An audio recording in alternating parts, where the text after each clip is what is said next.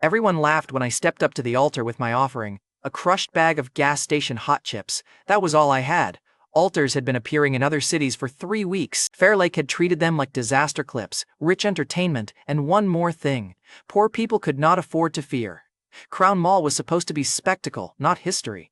A second earlier, the crowd had been staring at the chips in my hand like I had dragged trash into a sacred place. There, it looked worthless. The bag was half crushed, the corner was torn, and red dust was already stuck to my fingers. I had bought it because it was cheap enough to count as dinner. The rich man beside my ex lifted his black card and smiled. "The altar wants value," he said, "not snacks." The altar disagreed. The stone mouth opened. I poured the chips in. For 1 second, nothing happened. Then the altar screamed. Every expensive offering around it burned black. Gold watches, diamond earrings, velvet boxes, cash. All of it turned to ash like the altar was offended. Anyone had tried to impress it with price tags. Only my offering stayed lit. Then a black window opened above the stone. Mythic reward detected. The laughing stopped so fast it felt rehearsed. That was when the rich people stopped smiling. The altar split open. Inside the red light sat a black egg the size of a football helmet, crossed with pulsing red veins. For one breath, nobody moved. Then someone whispered, "Take it from him." The whole plaza remembered how to be greedy at the same time. Then the first hand reached for it. A woman in pearls lunged first. A man in a suit shouted, "Grab it!" A security guard reached for his radio instead of his baton, which told me he was smarter than the suit. That rich man was Troy Bancroft. He took 1 step forward, then stopped when the red light crawled up his shoes. He tried to recover by doing the only thing men like him trust. He offered money. "Name a price," Troy said, loud enough for the crowd. "I'll buy it before somebody gets hurt." I looked at the black card on the pavement. "You already made your offering," I said. The altar rejected it. A few people near him heard me. That mattered. Fake authority hates witnesses more than insults. My ex, Lydia Wren, whispered, "Miles." She took half a step toward me, then looked at Troy as if asking permission to care. That tiny pause was the cleanest breakup gift she ever gave me. Even with red light on her face, she was still checking which man had the better price. She said my name differently then, not like a burden, like a door she had thrown away and suddenly wanted to check if it still opened. I shoved the egg under my hoodie and backed away from the altar. The man in the suit blocked my path. That reward came from a public altar. It belongs to whoever can protect it. I looked at the gold ash on his cuff. "Then protect your watch better." His face purpled. He reached for me anyway. The red veins on the egg pulsed once through my hoodie. The man flinched before touching me, as if something behind my ribs had opened one eye. That was enough. I slid past him and walked toward the service hallway beside the closed department store. Lydia hurried after me, heels clicking too fast on the tile. "Miles," she called, "wait, we should talk." That almost made me laugh. All the months I had waited for her to talk when my card was declined, when my apartment was empty, when my birthday gift to her cost more than my groceries, and now one red beam had made conversation urgent. Troy caught her wrist before she reached me. "Don't chase him," Troy said, but his voice had lost its shine. "Everyone saw the light. He won't get far."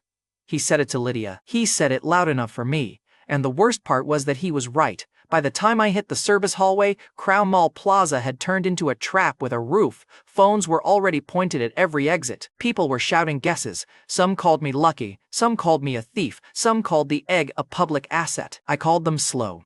I had spent 3 years as a logistics analyst for people who paid me like they were doing charity.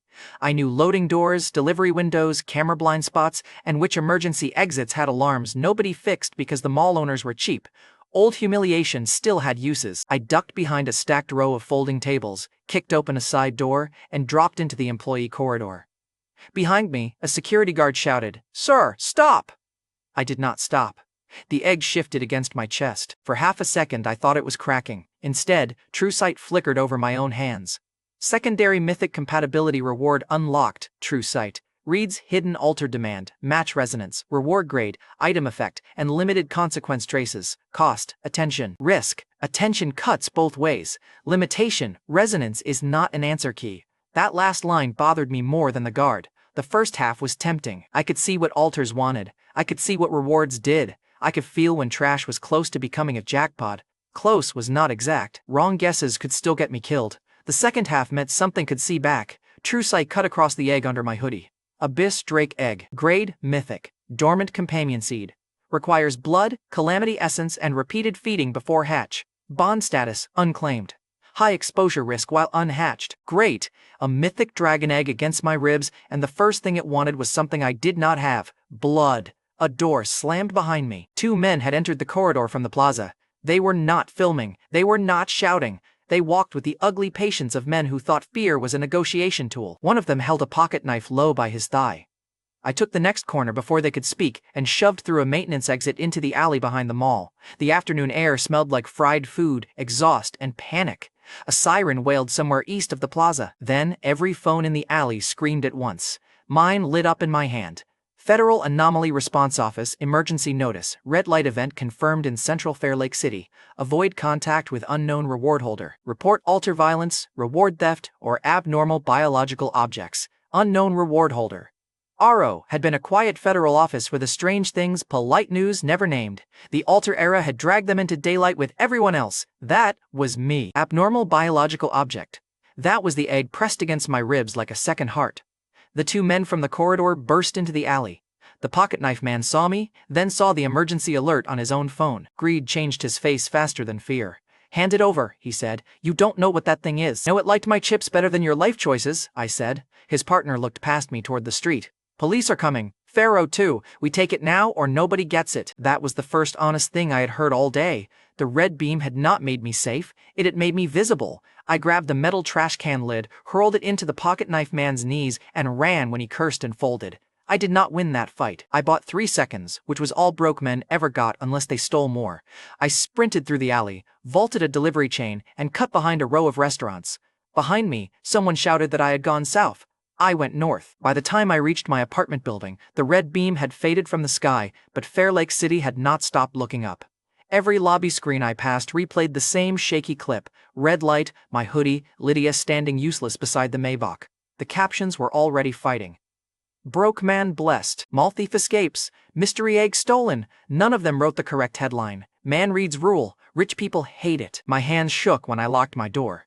The egg sat on my thrift store coffee table, black shell pulsing under the cheap ceiling light. It looked ridiculous there, between a stack of overdue bills and the mug Lydia once said made my place feel depressing. I opened my phone. Lydia had called 6 times. The 7th call came while I was staring. I let it ring. Then I blocked her number and deleted the contact. Small reward, clean reward, petty enough to taste good. The egg gave one soft pulse, like it approved of spite. I leaned close and let TrueSight read the shell again. Abyss, Drake egg. Grade, mythic. Requires blood. Requires calamity essence. High exposure risk while unhatched. Outside, sirens dragged closer to Crown Mall Plaza. Helicopters moved over Fair Lake City. The federal alert repeated with a new line telling citizens not to pursue red light rewards. That was cute. The men who would listen to that warning were not the men I needed to fear. On the table, the Abyss Drake egg pulsed again, slower this time, hungry and patient. I had proved the first rule of the alter era. Gold was not value. Diamonds were not value. The right trash in the right mouth was value. Then TrueSight showed one more line over the edge of my vision. Personal offerings remaining before midnight, 2. The city was hunting the red light owner. The egg needed blood, and I had 2 more chances to become too dangerous to harvest. I did not take the main streets after the red beam. Crown Mall Plaza had become a camera nest, and every siren in Fair Lake City sounded like it knew my apartment number. I killed the lights, shoved a chair under my door handle, and stood over the Abyss Drake egg while TrueSight burned one practical insult into my vision. Personal offerings remaining before midnight, 2. Great. The world had turned into a god casino, and I was on a countdown with a hungry egg and no instruction manual. The first stupid move would have been staying home. The second stupid move would have been using the 2 offerings in public. I chose a third kind of stupid and went out through the fire stairs with the egg wrapped in a laundry bag under my arm. The streets around my building were not empty. They were worse than empty. People hid behind curtains, watched doorways, and filmed every stranger carrying anything bigger than a lunchbox. One man across the street stared at my laundry bag too long, so I smiled at him. He looked away. Fear was already learning manners. I needed rewards that solved immediate problems. The egg was too visible. My body was too weak. My apartment was a shoebox with a deadbolt my landlord could open with a key and a bored expression. TrueSight did not give me a map with arrows. It gave me pressure, appetite, and match quality when I stood close enough to an altar. So I moved through alleys and closed storefronts, checking every pale glow from a distance, refusing anything that smelled like a guess. Wrong offerings did not just fail. I had seen one clip before leaving home, a shaking video of a man offering a hunting knife to an altar that wanted mercy. The altar had opened like a throat and something with too many arms had dragged him behind it. I watched 3 seconds, learned the lesson, and closed the video. No research spiral, exact matches only, and true sight only gave me the scent. I still had to choose the bait. The first usable altar waited inside a shuttered photo booth near a dead food court entrance. Its stone surface looked like a tiny stage with 4 burnt curtains. Nobody else had bothered with it because the offering slot was narrow and the reward glow inside was almost gone. True sight peeled the lie open. Hidden demand, burn a betrayal you still pretend does not hurt. Reward, hard control memory item. Strongest nearby resonance, personal image tied to romantic severance. Lydia, again, she was getting expensive even after I blocked her. The last physical piece of her in my wallet was a photo strip from the year I still believed effort could make someone loyal. 4 tiny pictures, her cheek against mine, her hand flashing the bracelet I had put on a credit card. My smile, tired and stupid.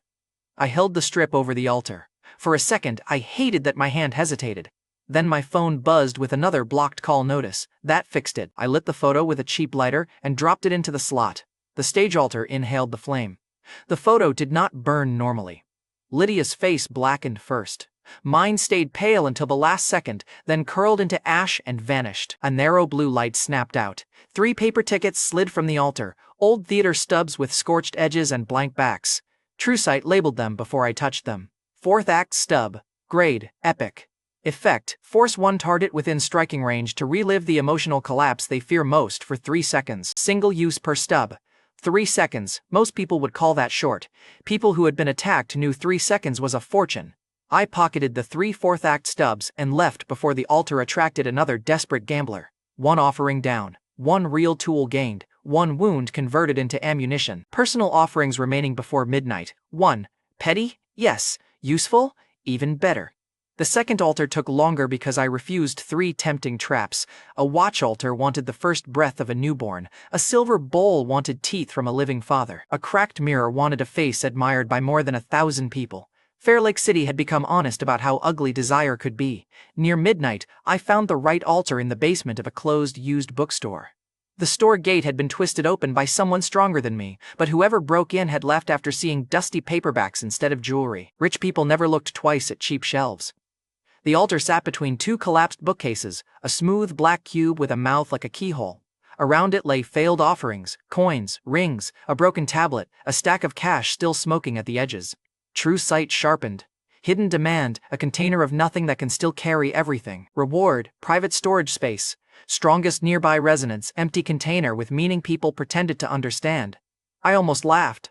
On the bottom shelf beside my shoe sat a thick philosophy book nobody had bought for years. The cover was water-stained, the spine looked bitten. It was exactly the kind of book people praised in college and never finished. I picked it up, flicked 1 page, and saw a sentence about emptiness being the only honest vessel. Good enough, I told the altar. A noise came from upstairs. 1 floorboard creaked. I froze. Someone else was inside the store. The altar's keyhole mouth pulsed once, impatient. Specific question. Specific risk.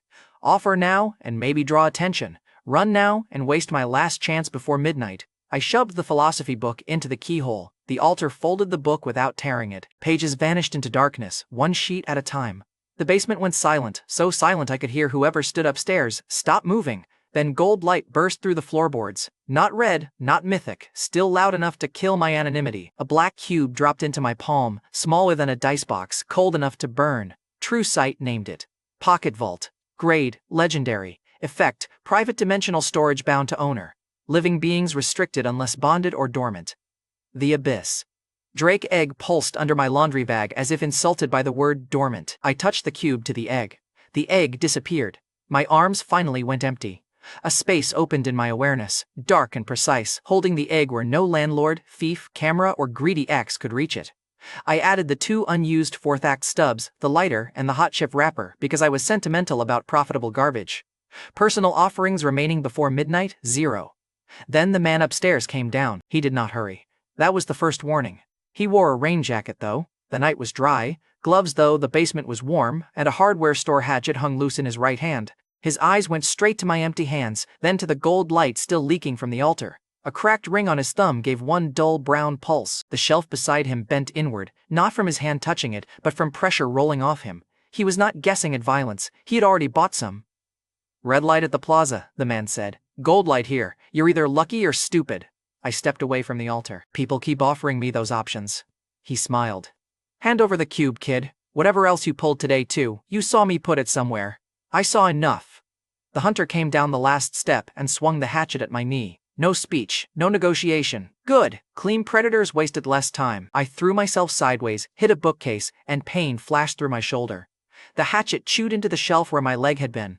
He ripped it free and came again, faster than a normal man should have moved. The ring on his thumb pulsed. His shoulder blurred. He already had rewards. That thought saved me because it killed my pride. I was not fighting a mugger. I was fighting the first person who understood the new economy better than the crowd did. He kicked a bookcase with his heel, and the whole shelf shot toward me like it had been shoved by a truck. I dropped flat. Rotten paper burst over my head, the basement filled with dust and the ugly sweetness of old glue. The hunter laughed once. You don't even know how to bind what you steal. That told me he had killed before. It also told me he thought teaching me was safe. The second swing came at my face. I pulled 1/4 act stub from the pocket vault by instinct more than skill. It slapped into my palm like it had always been there. The hunter's eyes widened. I pressed the stub to his wrist as the hatchet dropped. The ticket burned blue. The hunter stopped breathing. His face broke open without a wound. Not blood. Memory. His pupils went wide and his mouth shaped a name I did not know. His whole body locked in place, trapped somewhere inside his own worst collapse. 3 seconds. I used the first second to grab the hatchet handle, the second to rip it from his hand, the third to drive the blade into his throat. He came back right as he died. The sound he made stayed with me longer than I wanted. I stumbled back, hit the altar, and vomited between 2 boxes of old romance novels. That was my moral essay. It lasted about 10 seconds. Then the dead man's coat split with light. 3 small orbs rolled from his body and stopped at my shoes. A cracked bronze charm, the dull ring from his thumb, a paper-thin blade that smelled like rust. True sight pulsed over them. Unbound ultra rewards, owner dead, claim available, kill and claim condition confirmed. I stared at the corpse. Then I stared at the rewards. The hunter had not come because he was insane. He had come because murder paid now. I put the dropped items into the pocket vault with hands that would not stop shaking.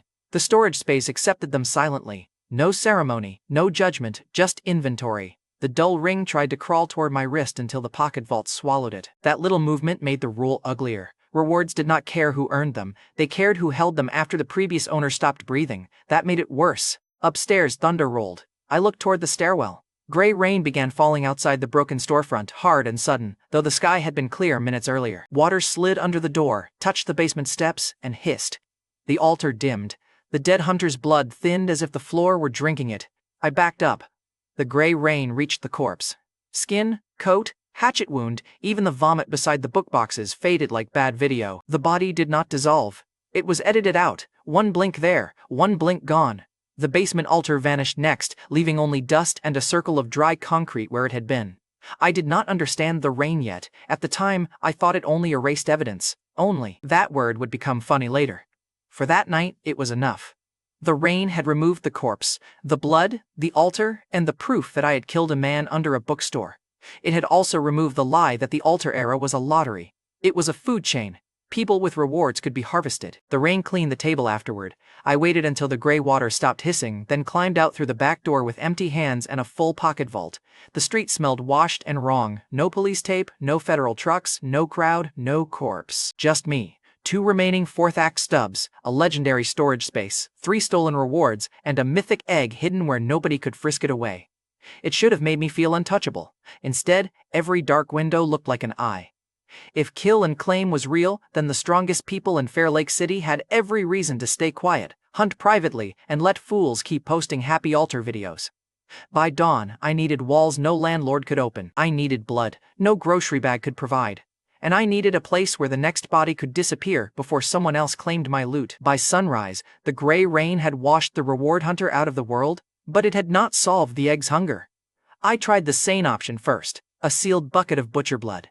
Cash at a back door. No questions, because Fair Lake City had already become the kind of place where no questions cost extra. The abyss drake egg sat inside the pocket vault until I pulled it out over my bathtub. Black shell, red veins, patient appetite. I poured the blood into a plastic basin. The egg pulsed once, then it went still. True Sight gave me the bad news like a slap. Hatching requirement unmet.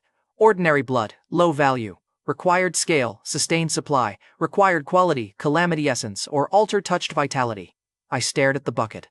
Of course you're a picky eater, I said. The egg did not answer. It only warmed against my palm like a spoiled rich kid waiting for the real meal. That was the problem with Mythic rewards. They did not care that I was broke. They cared that I kept feeding them. The gray rain had taught me another lesson too. My apartment was not a base. It was a box with neighbors, cameras, maintenance keys, and a bathtub full of evidence if the rain did not arrive on schedule. I needed blood. I needed privacy. I needed a place ugly enough that nobody looked twice at drains. Fair Lake City handed me the answer before noon because panic makes people cheap. My old supervisor texted while I was washing blood off my tub. 3 missed messages, all about why I had not logged in for a shift nobody would remember if I died. I typed, I found a better position. Then I blocked that number too. Small career move. Huge morale boost. Every street had a new kind of business corpse. Restaurants were closed because cooks had run off to gamble offerings. Delivery trucks sat abandoned because drivers were chasing alters. Store owners who had laughed at emergency planning were suddenly begging for private security, generators, and cash. And food businesses were bleeding fastest. I heard the first useful argument outside a supply office where 3 owners were yelling over a locked door. One man in a stained jacket kept saying Northcut Meats could not hold another week. The workers were gone. The inspectors were not coming. The freezers were failing. Buyers had vanished because nobody wanted to own a meat plant while Fair Lake's first red light collapse chewed through the city. Nobody except me. The man in the stained jacket saw me watching and snapped, "Unless you're here to buy a disaster, walk away." Said, "How much for keys today?" He blinked. People who are drowning never expect the quiet man on the curb to ask for the anchor. He tried to recover with pride. This place used to clear 6 figures a month. Used to, I said. Now your freezers are warming, your workers are gone, and every hour you own Northcut Meats makes you poorer. His jaw tightened because panic sellers hate accurate math. He named a number that would have been insulting last week and desperate that morning. The reward hunter's wallet and 1 low-grade trinket sold for fast cash covered emergency control. This was not clean ownership. It was keys now, money now, and a problem too ugly for anyone else to steal before sunrise. I wanted access. He wanted escape. That made us honest. The seller pushed a ring of keys across the hood of his truck and pointed at the road leading out of the industrial strip. "Northcut Meats is yours to ruin tonight," he said. I picked up the keys. Too late. That's why it was affordable. His mouth twisted. He wanted to insult me. Then his phone lit up with another alter alert, and he remembered he had already sold me the problem. 10 minutes later, I stood inside Northcut Meats, breathing cold blood and old bleach. The plant was not impressive in the way rich people liked. No marble, no glass wall, no front desk smiling at investors. Just concrete floors, steel hooks, drains, freezer doors, cutting tables, and the kind of silence that made every drip sound guilty. A night shift cutter was loading a crate into his car when I arrived. He saw the new keys in my hand and said, "Owner told me payroll's dead, I'm taking what I'm owed." I looked at the crate. Old knives, spare hooks, 2 boxes of gloves, useful but not worth a fight before I knew the building. "Take the gloves," I said. "Leave the steel." He stared at me like he might argue. Then a federal alert screamed from his phone, and whatever courage he had borrowed left with the ringtone. He dumped the hooks on the pavement and drove away with the gloves. Good. First problem removed without noise. Perfect. The first reward was simple logistics. Space, locks, trucks, freezers, drains. A property ugly enough that nobody would call it glamorous, valuable enough that everybody would need it once hunger got louder than pride. The second reward waited under the kill floor.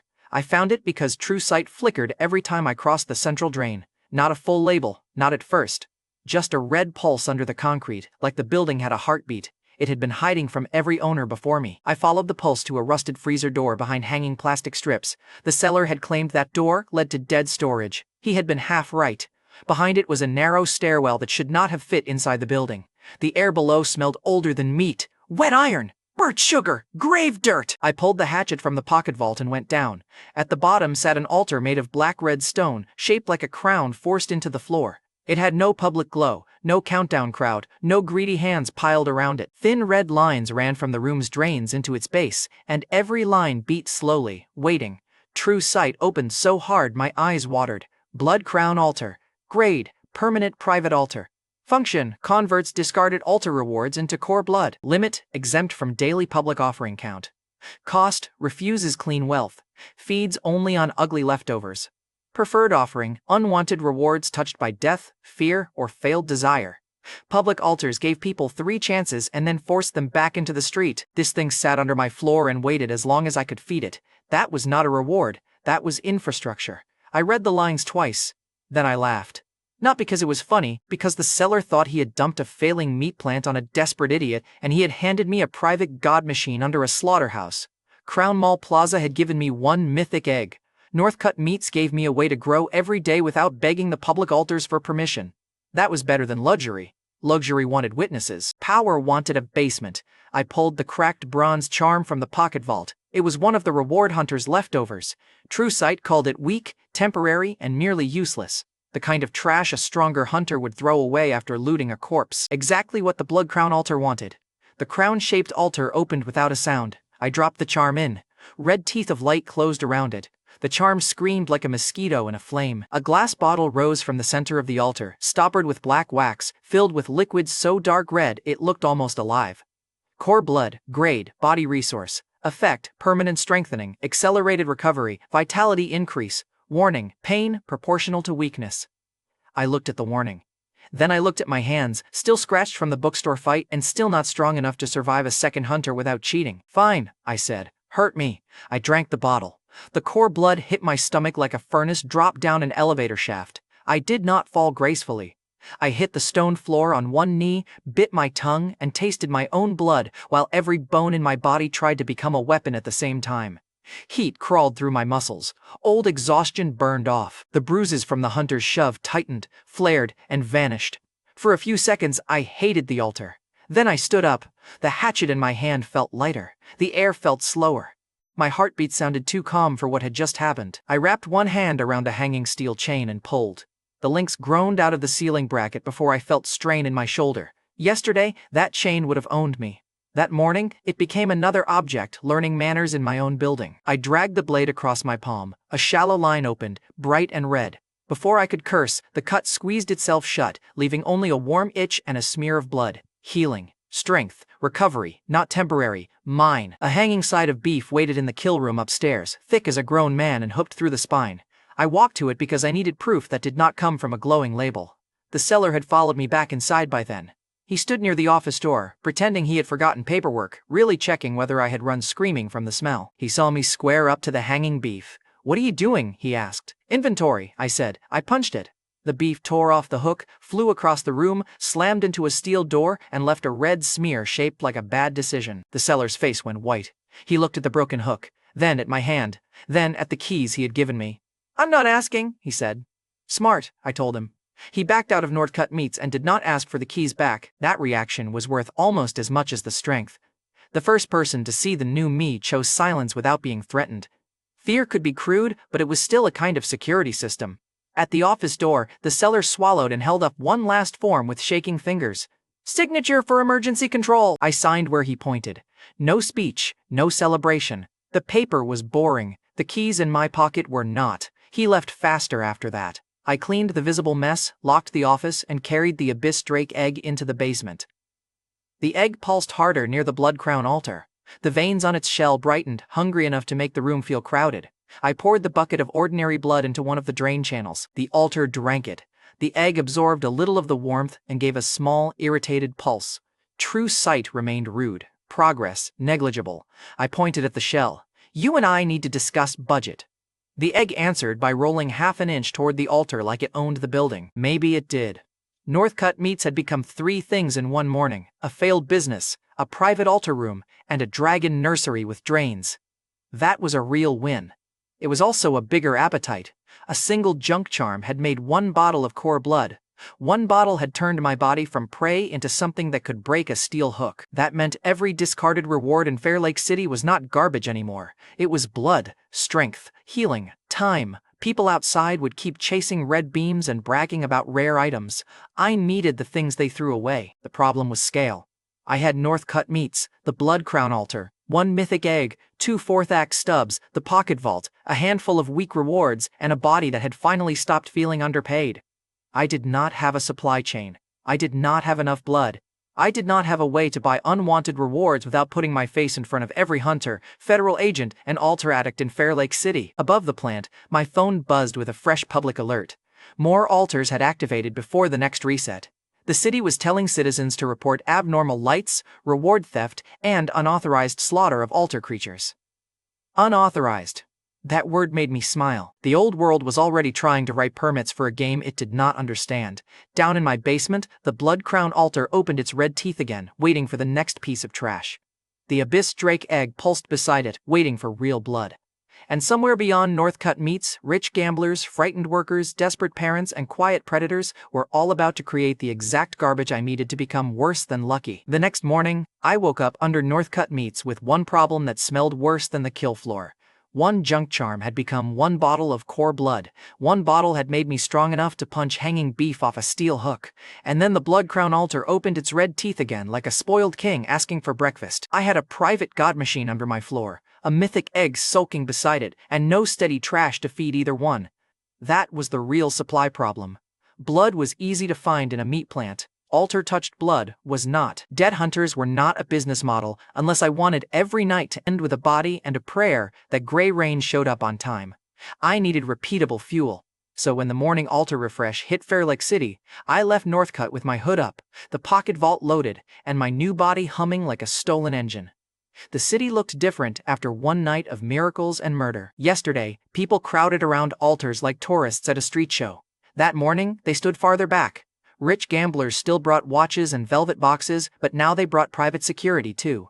The poor brought grocery bags, family photos, half-broken tools, and the desperate look of people who had finally realized money was only one possible language. True sight turned every altar into a locked mouth. Most mouths were not worth feeding. One altar wanted the last tooth from a living liar. Pass. One wanted the first breath stolen from a hospital room. Hard pass. One wanted a wedding ring thrown away before the divorce papers were filed, and I almost laughed because Lydia would have loved the drama if she could profit from it. I kept moving. 2 rejected altars were enough. Browsing was how fools got eaten while calling it research. The first real answer came as a scream 2 blocks ahead. Not human. Too wet, too low, too hungry. People ran from an intersection near a grocery warehouse while a creature crawled over the roof of a delivery truck. It looked like raw meat had learned anger. Strips of muscle dragged behind it. Its mouth opened sideways, and every time someone threw meat at it from the loading dock, the creature shrieked harder, as if meat itself offended it. A meat-hating calamity. Of course the universe had jokes. I stopped at the edge of the crowd, not because I wanted to help. I stopped because 3 black federal trucks hit the curb at the same time, and the doors opened before the tires stopped smoking. Faro had arrived. The Federal Anomaly Response Office did not move like mall security.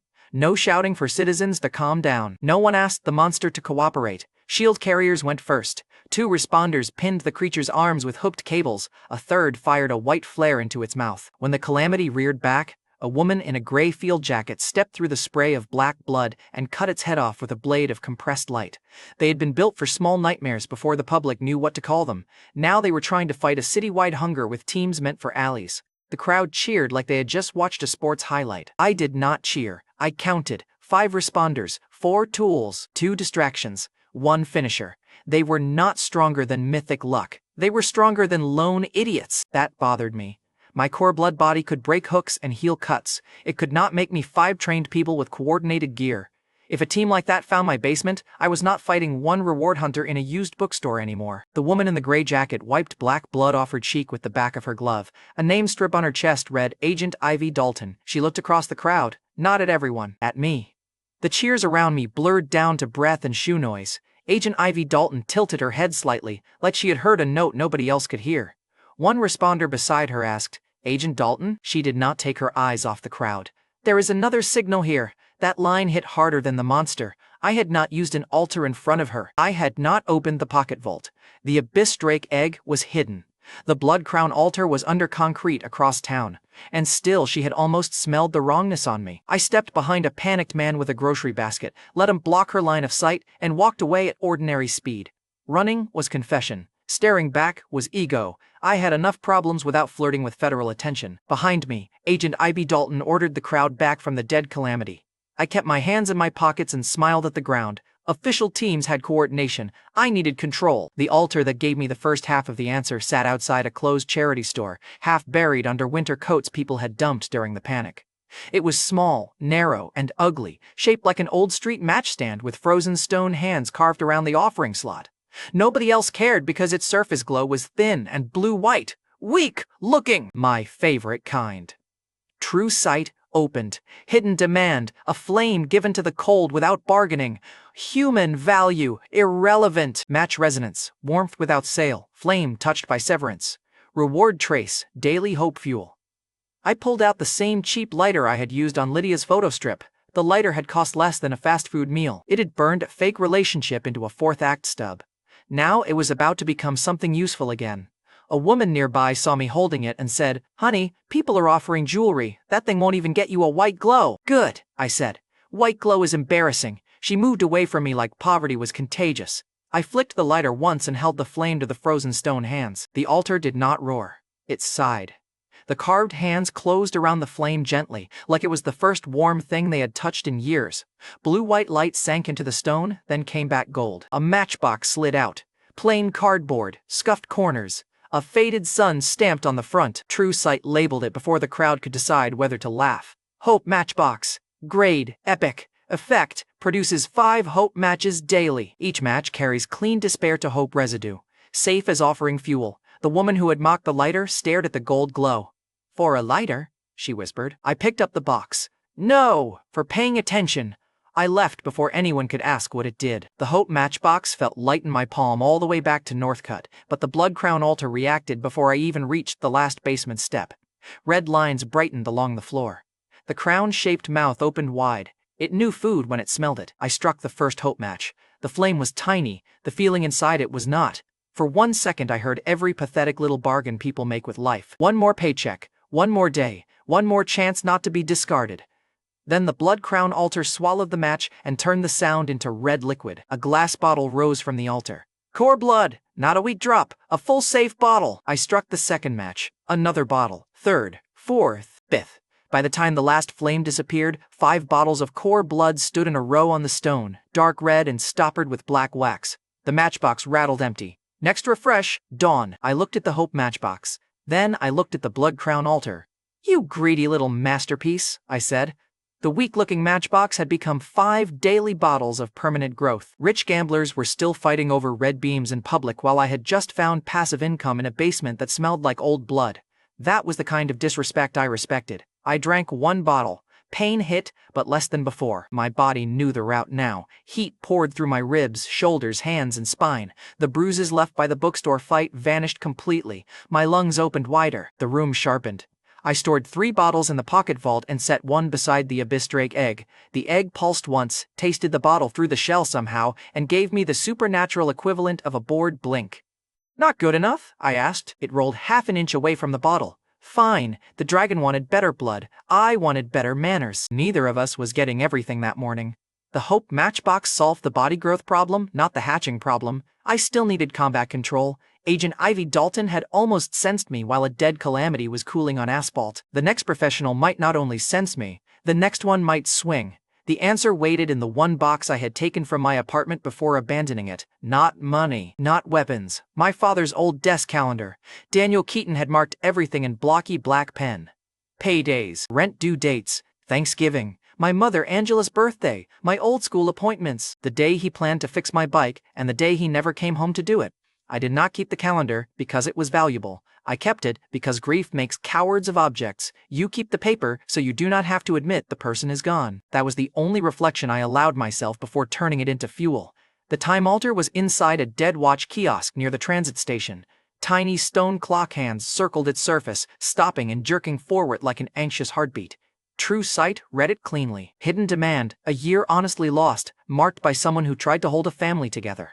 Reward, judgment time awareness, strongest carried resonance, marked time lost to family duty. The altar did not want a luxury watch. It wanted proof that time had already taken something. I placed the calendar on the stone. For a second, my fingers would not let go. Then I heard Troy's voice in memory telling me the altar wanted value. That helped.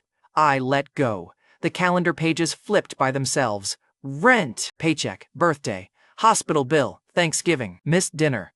The page with my father's last mark burned last, and the ash rose into a tight ring of gold. A pocket watch dropped into my hand. It was heavier than it looked, black metal with a red second hand that did not tick until my pulse matched it. True sight flashed. Fate watch. Grade, legendary. Effect, reads immediate action rhythm, danger angle, and consequence timing. Requires body speed to obey what it shows, not future sight. Better. Future sight tells weak men how they are about to die. Fate watch gave my stronger body a chance to move correctly. The proof came before I reached the street. 3 desperate men had followed me into the dead kiosk. I saw them in the glass reflection when the red second hand snapped forward half a beat before they did. One man raised a pipe at the back of my head. Fate watch showed the angle. My body moved. The pipe cut the air where my skull had been. I turned under his arm, drove my elbow into his ribs, and took the pipe before his mouth opened. The second man lunged with a box cutter. Fate watch showed me his wrist, not the blade. I hit the wrist. The cutter clattered. The third man saw the first 2 fold and made the smartest choice of his life. He ran. I did not chase him. I had no reward for wasting breath on rats. The man with the broken wrist gasped, "What are you?" I crouched, took the cheap green charm from his pocket, and let True Sight read it. Low-grade heat charm. Temporary. Nearly spent. Trash. Beautiful trash. Recycling, I said. I left them alive because corpses attracted attention before rain, and because the Blood Crown altar did not need murder to make breakfast anymore. Back at Northcutt, the green charm became half a bottle of core blood. Not impressive. Still profit. By sunset, my inventory had changed shape. Hope matchbox empty until dawn, then 5 more chances. Blood Crown output, 5 safe bottles from Hope, scraps when I earn scraps. Fate watch for combat rhythm. 1 more wheat charm converted. 1 federal agent who had almost sensed me. That last item mattered most. The major payoff had landed, and the consequence arrived fast. My phone lit up with a shaky clip from the morning monster scene. Agent Ivy Dalton stood over the beheaded Calamity, turning away from the cheering crowd to stare directly toward the place where I had been. The caption said, "Pharaoh Energy Agent notices second anomaly near grocery attack." I deleted the clip. Deleting it did not delete her eyes. Then a black flare rose beyond the rail line. West Rail District. Gunshots followed. Then a scream. Then a pink glow that pulsed through the rainy dusk like a bad invitation. The Blood Crown altar had given me daily growth. Fate watch had given me control. Now the city wanted me to test both against people who did not run after 1 broken wrist. I followed the noise into West Rail District because a smart man avoids gunfire and a greedy man asks what everyone is shooting over. By then, I had stopped pretending I was only one of those things. The district used to be warehouses, rail spurs, empty lots, and old loading yards. After the altars fell, it became the kind of place where desperate people came at night and criminals arrived 5 minutes earlier. The pink glow came from a fenced yard behind a collapsed freight depot. Men in black bands had already surrounded it. Nightfall Syndicate. I knew the name because criminals were not subtle when they wanted civilians afraid.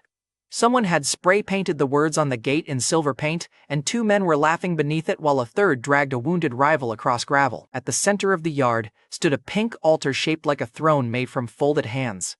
The glow around it was soft, warm, and completely wrong for the blood on the ground. Near the altar, a woman in a black coat stood with 1 hand pressed to her side.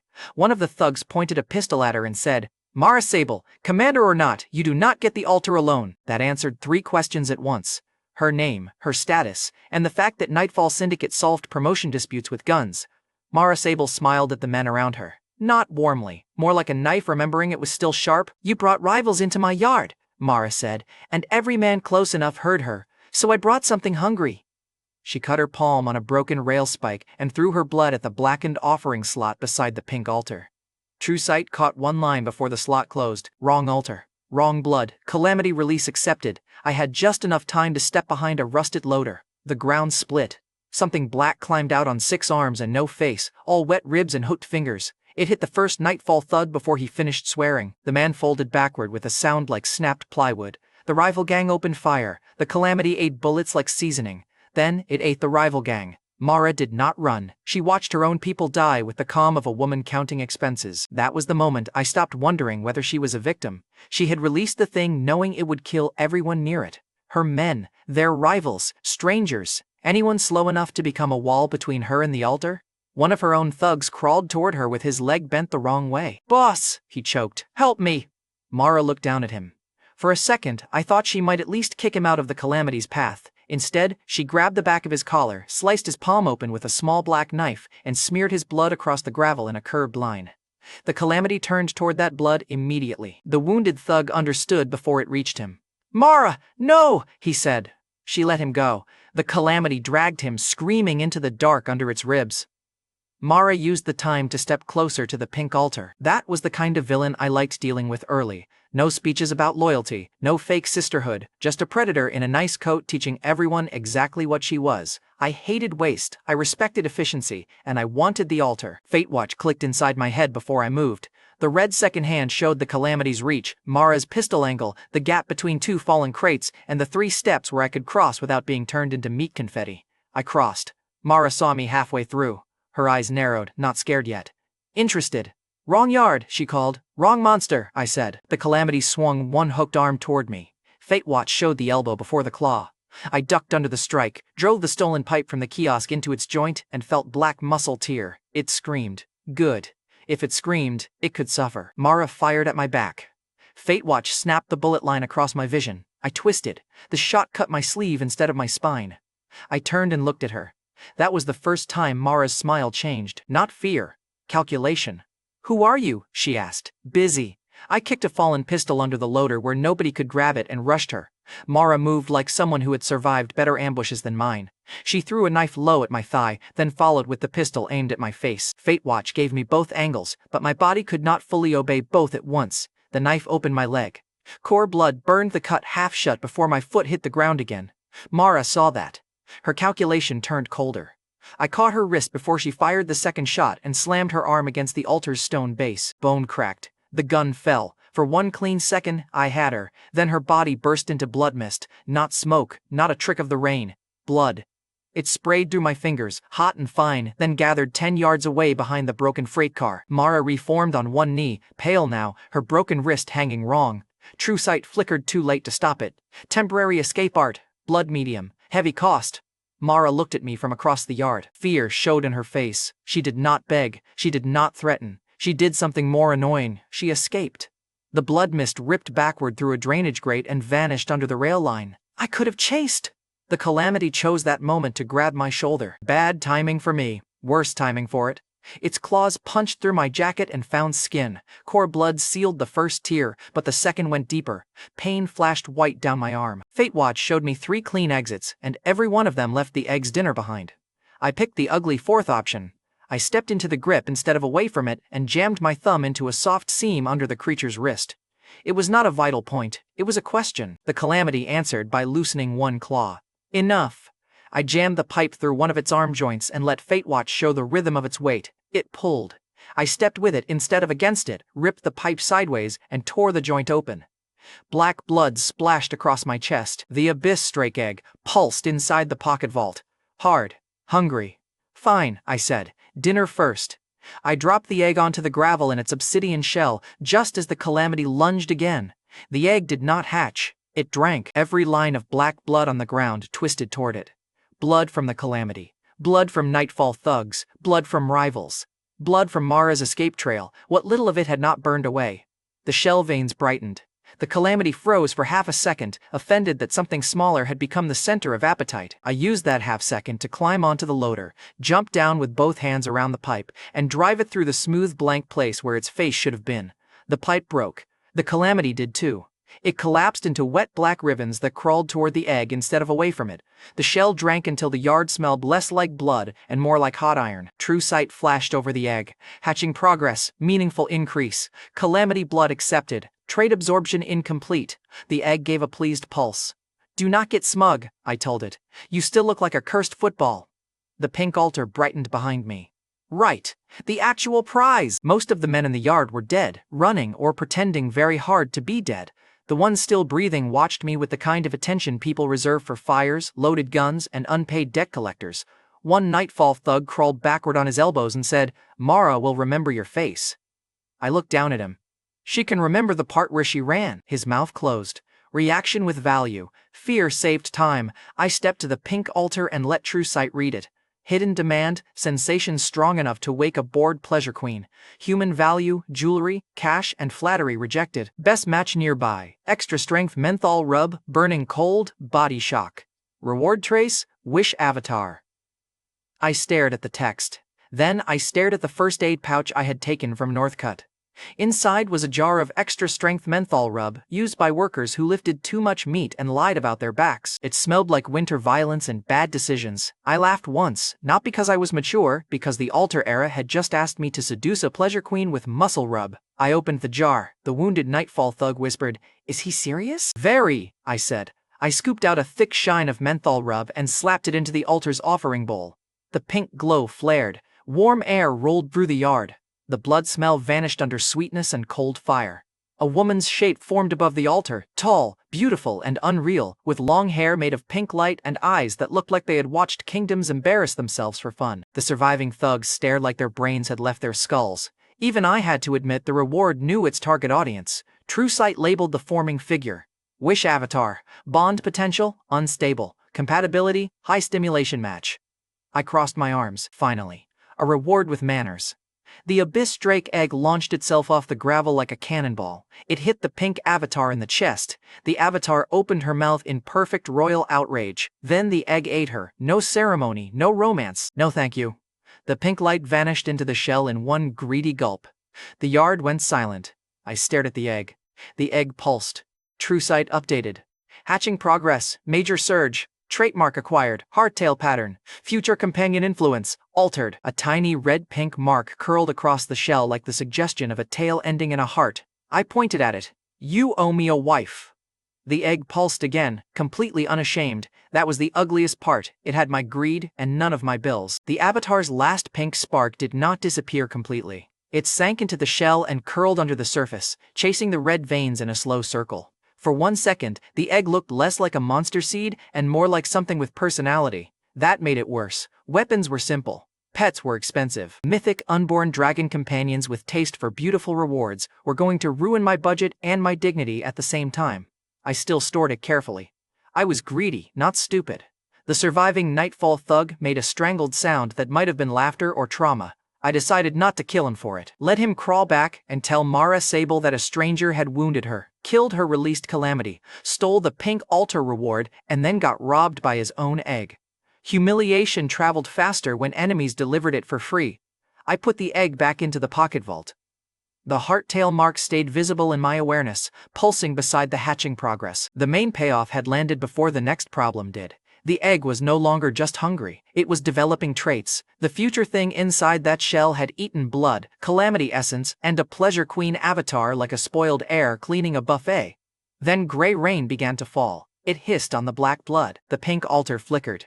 The wounded thug who had laughed reached for a green bracelet on his wrist.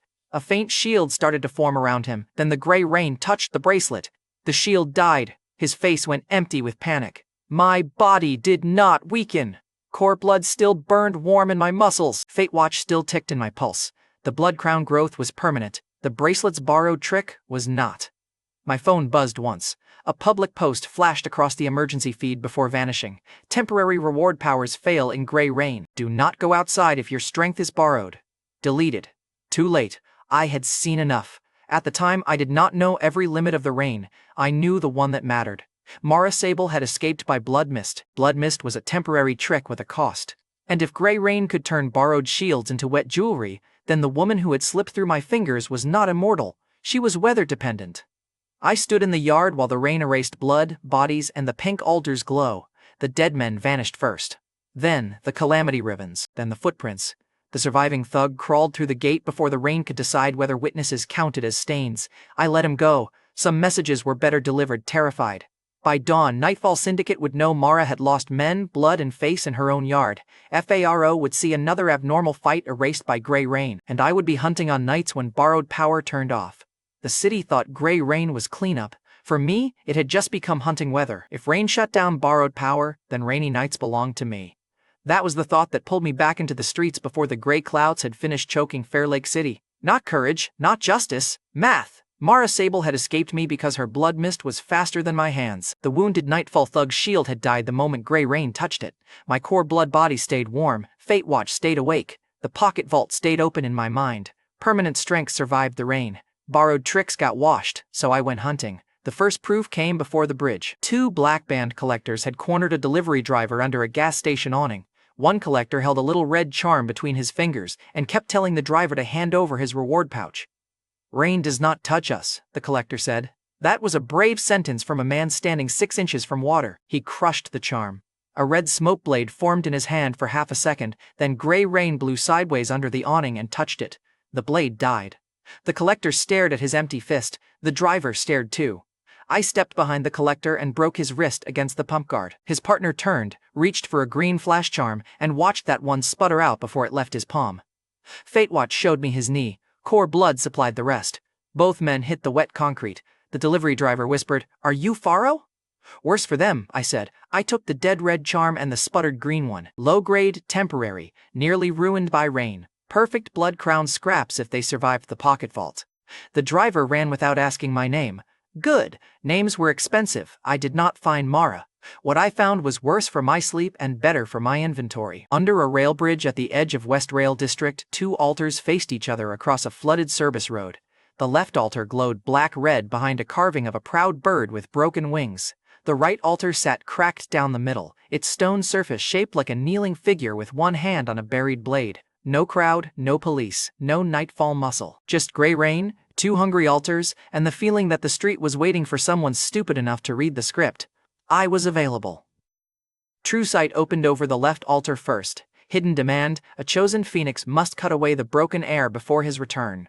Reward trace: black vengeance vessel. Backlash risk: obsession takes form. The right altar answered a breath later. Hidden demand: the broken air must receive final contempt and choose blood over pleading. Reward trace: red weapon seed. Best offering: words that complete the abandonment. I stared at the 2 altars. Then I laughed quietly. The New World had built a bad revenge drama under a bridge and expected me not to recognize it. Proud chosen woman, broken man, final rejection, comeback weapon, black backlash. I had seen enough cheap stories to know the pattern. Never underestimate the fallen heir, never dump the silent man before his awakening, never laugh at the person kneeling in the first act. The difference was that I did not have to be the broken heir. I only had to be the bastard who pushed the scene to its most profitable ending. I pulled 2 blank receipts from my pocket vault and wrote with the blood still leaking from a cut on my knuckle. On the first receipt, I wrote, "Cut him loose before his weakness becomes yours." On the second I wrote, "Stop begging, let the blade answer." The words looked stupid in the rain. Then the altars inhaled. The left altar formed a shadow woman in red light, beautiful and cruel, crowned by a burning bird shape. The right altar formed the kneeling shadow man with cracked hands and a face hidden by wet hair. Not real civilians. Roles? Good. I preferred exploiting a script over stealing from an actual desperate man. My standards were not high, but they existed when convenient. The red-crowned shadow woman read the first receipt. Her face twisted with contempt. She stepped toward the kneeling figure and spoke in a voice that made the rain tremble. "You are always wait!" The kneeling shadow man read the second receipt. His hand stopped shaking. The left altar flared black. The right altar flared red. Both lights punched into the sky at once. So much for stealth. The red altar cracked open, and a black dagger rose from the buried blade slot, its edge thin as a bad thought and its core burning red. The shadow man's hand moved toward it. Mine moved faster. I took the dagger. The instant my fingers closed around the hilt, the kneeling shadow collapsed into ash like his only job had been to create the weapon and be disappointed about it. The red light snapped into the blade. True Sight hit me with the name: Soul Dagger, grade, mythic. Function: cuts soul residue, feeds on fear and resentment, strengthens through kills, resists mental corruption through consumed will. That was all I had time to read. The black altar screamed. The red-crowned shadow woman split open from throat to stomach.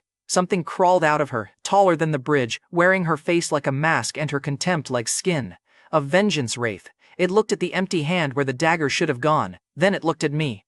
"Thief," it said. The role I had manipulated had noticed the thief standing outside its script. That meant the backlash was not random anymore. It had picked me. I raised the soul dagger. Technically, consultant. The wraith crossed the road without moving its legs. Fate Watch screamed, not ticked. Screamed. The red second hand split into 3 possible deaths. Claw through chest, teeth through throat, black wing through spine. My new weapon had come with a boss fight attached. That was fair. Annoying, but fair. The rain did not weaken the wraith. That was the first bad sign. Gray water ran through its body and came out black, like the thing was staining the weather instead of being washed by it. Temporary tricks died in the rain. Obsession apparently had better waterproofing, so the easy plan died. No waiting for the storm to solve it, no lazy rainy night god routine. If I wanted the dagger, I had to earn it the stupid way. I ducked under the first claw. The wraith's fingers carved 4 lines through the concrete behind me.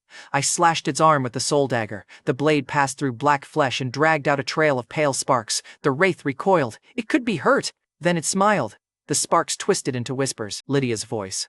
Troy's laugh. My father's last marked calendar page. My mother's name spoken in a hospital hallway I did not want to remember. Every shameful, useful wound in me tried to stand up at once. Mental attack.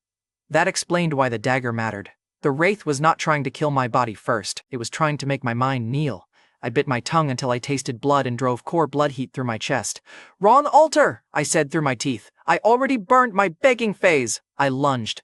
The soul dagger cut through the whisper cloud, and the voices snapped off like strings. The blade drank the resentment. Not mine, hers, the wraith's, the whole ugly script's.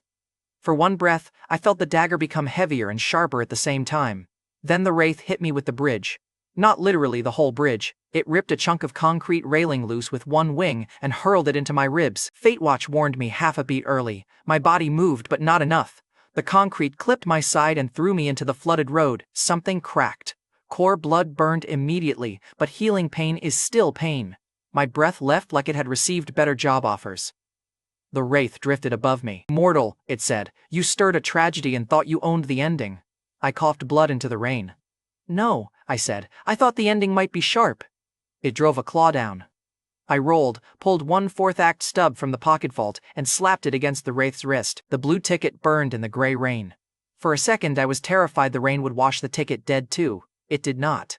The 4th act stub was not borrowed power from a charm, it was an altar reward already bound through use, and the rain hated loose tricks more than owned tools. That distinction went straight into my survival ledger. For a human, the stub gave 3 seconds. For a thing made of obsession, it gave less than 1.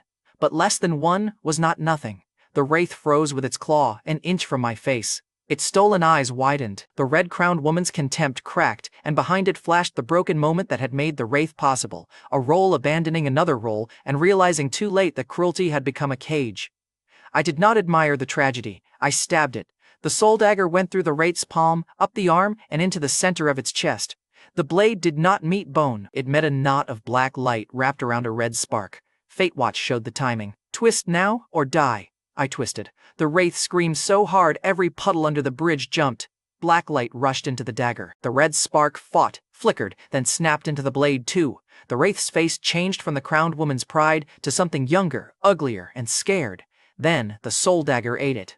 Silence hit the bridge. The black altar cracked first, its proud bird carving folded inward like a paper crown in rain. The red altar followed, the kneeling stone figure dissolving now that the weapon had chosen an owner.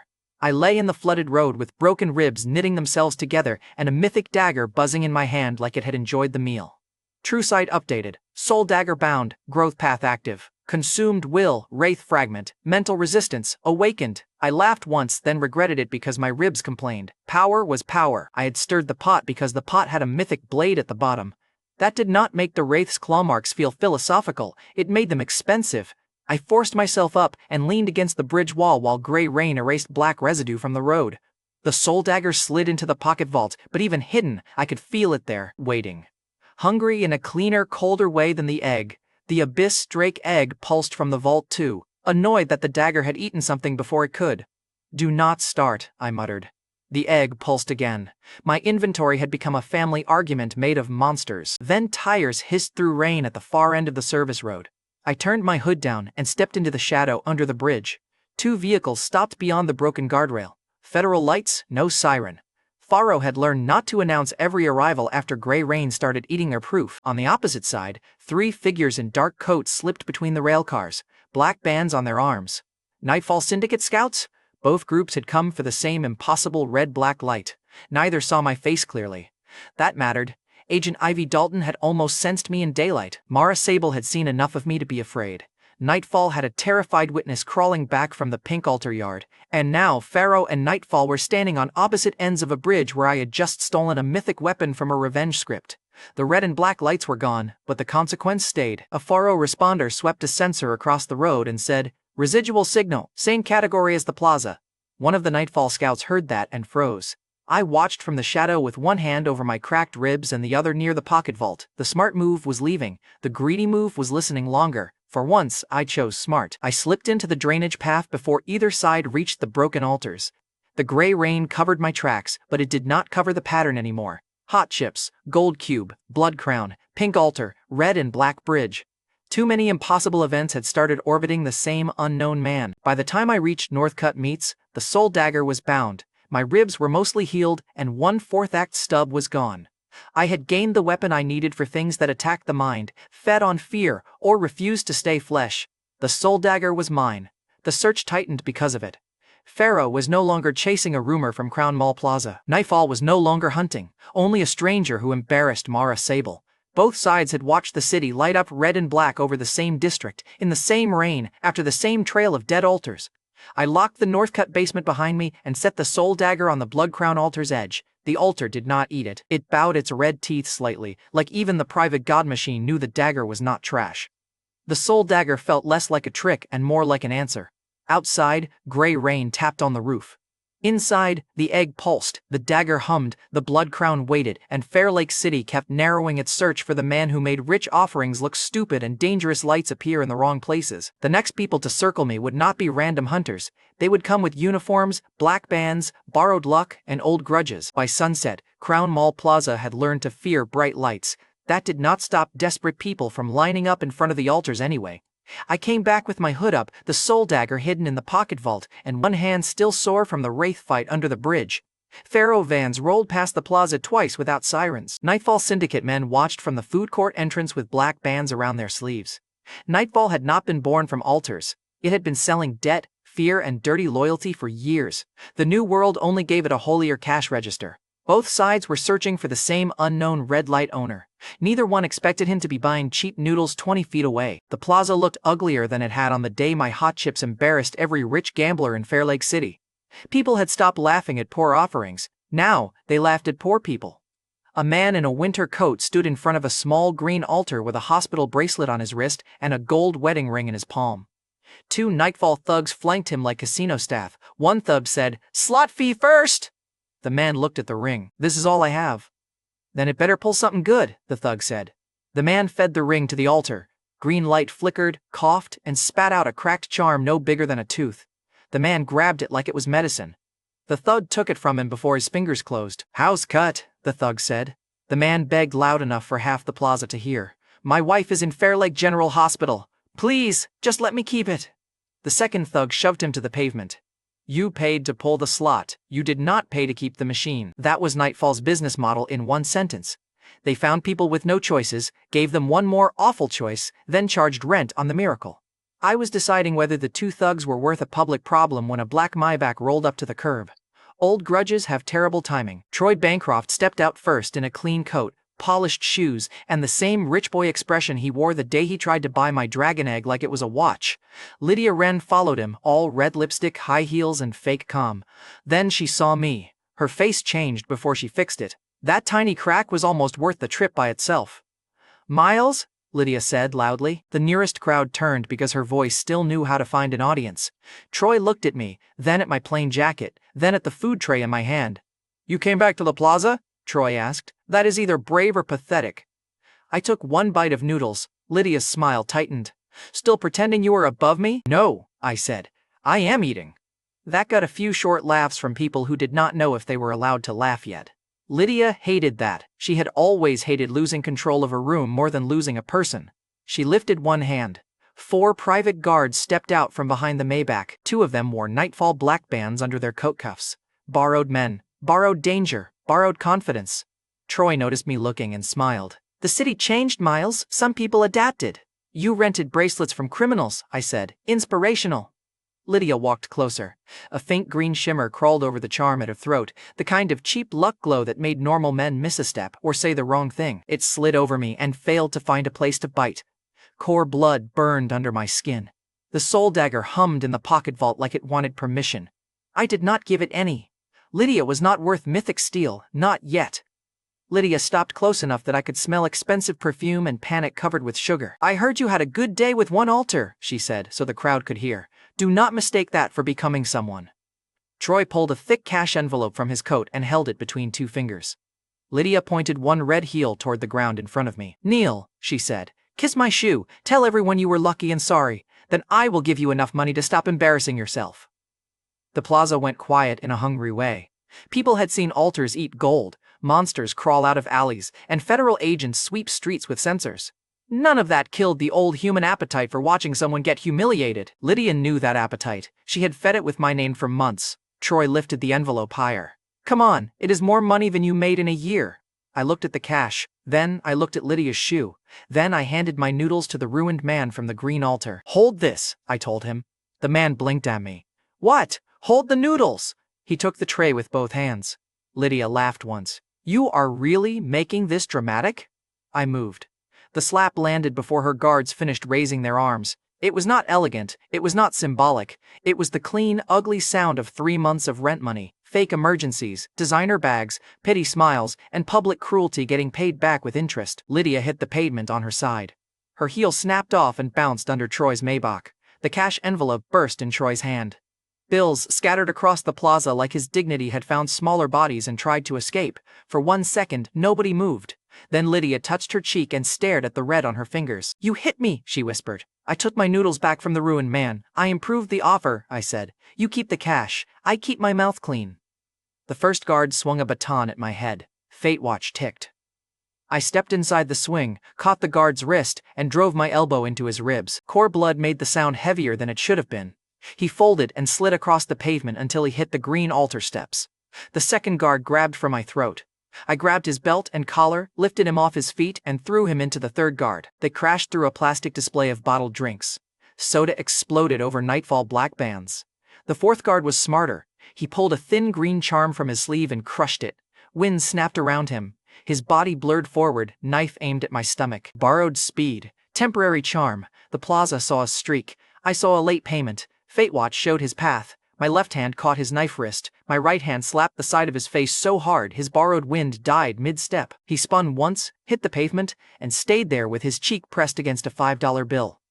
The green altar's ruined offerer stared at me with my noodles still steaming in his hands. The nightfall thug who had stolen his cracked charm took 1 step back. I looked at him. He dropped the charm on the ground. "Smart," I said. The ruined man grabbed it and ran before anyone changed their mind. That was a useful reaction. Fear had just returned one stolen miracle. Lydia tried to stand. Her broken heel betrayed her first. Troy reached for her, then stopped when I looked at his hand. "You cannot do this," Troy said. I kicked the cash envelope toward him. "Buy a better sentence." His mouth shut. Lydia's eyes shook between rage and disbelief. She wanted the crowd to rush to her side. She wanted somebody to call me a monster. She wanted the old plaza, where beauty and money decided who deserved sympathy. The crowd gave her nothing. The same people who had laughed at my hot chips now stared at the guards on the ground and the cash under Troy's shoes. Public status is cruel. It does not love you. It only rents itself to whoever looks strongest in the moment.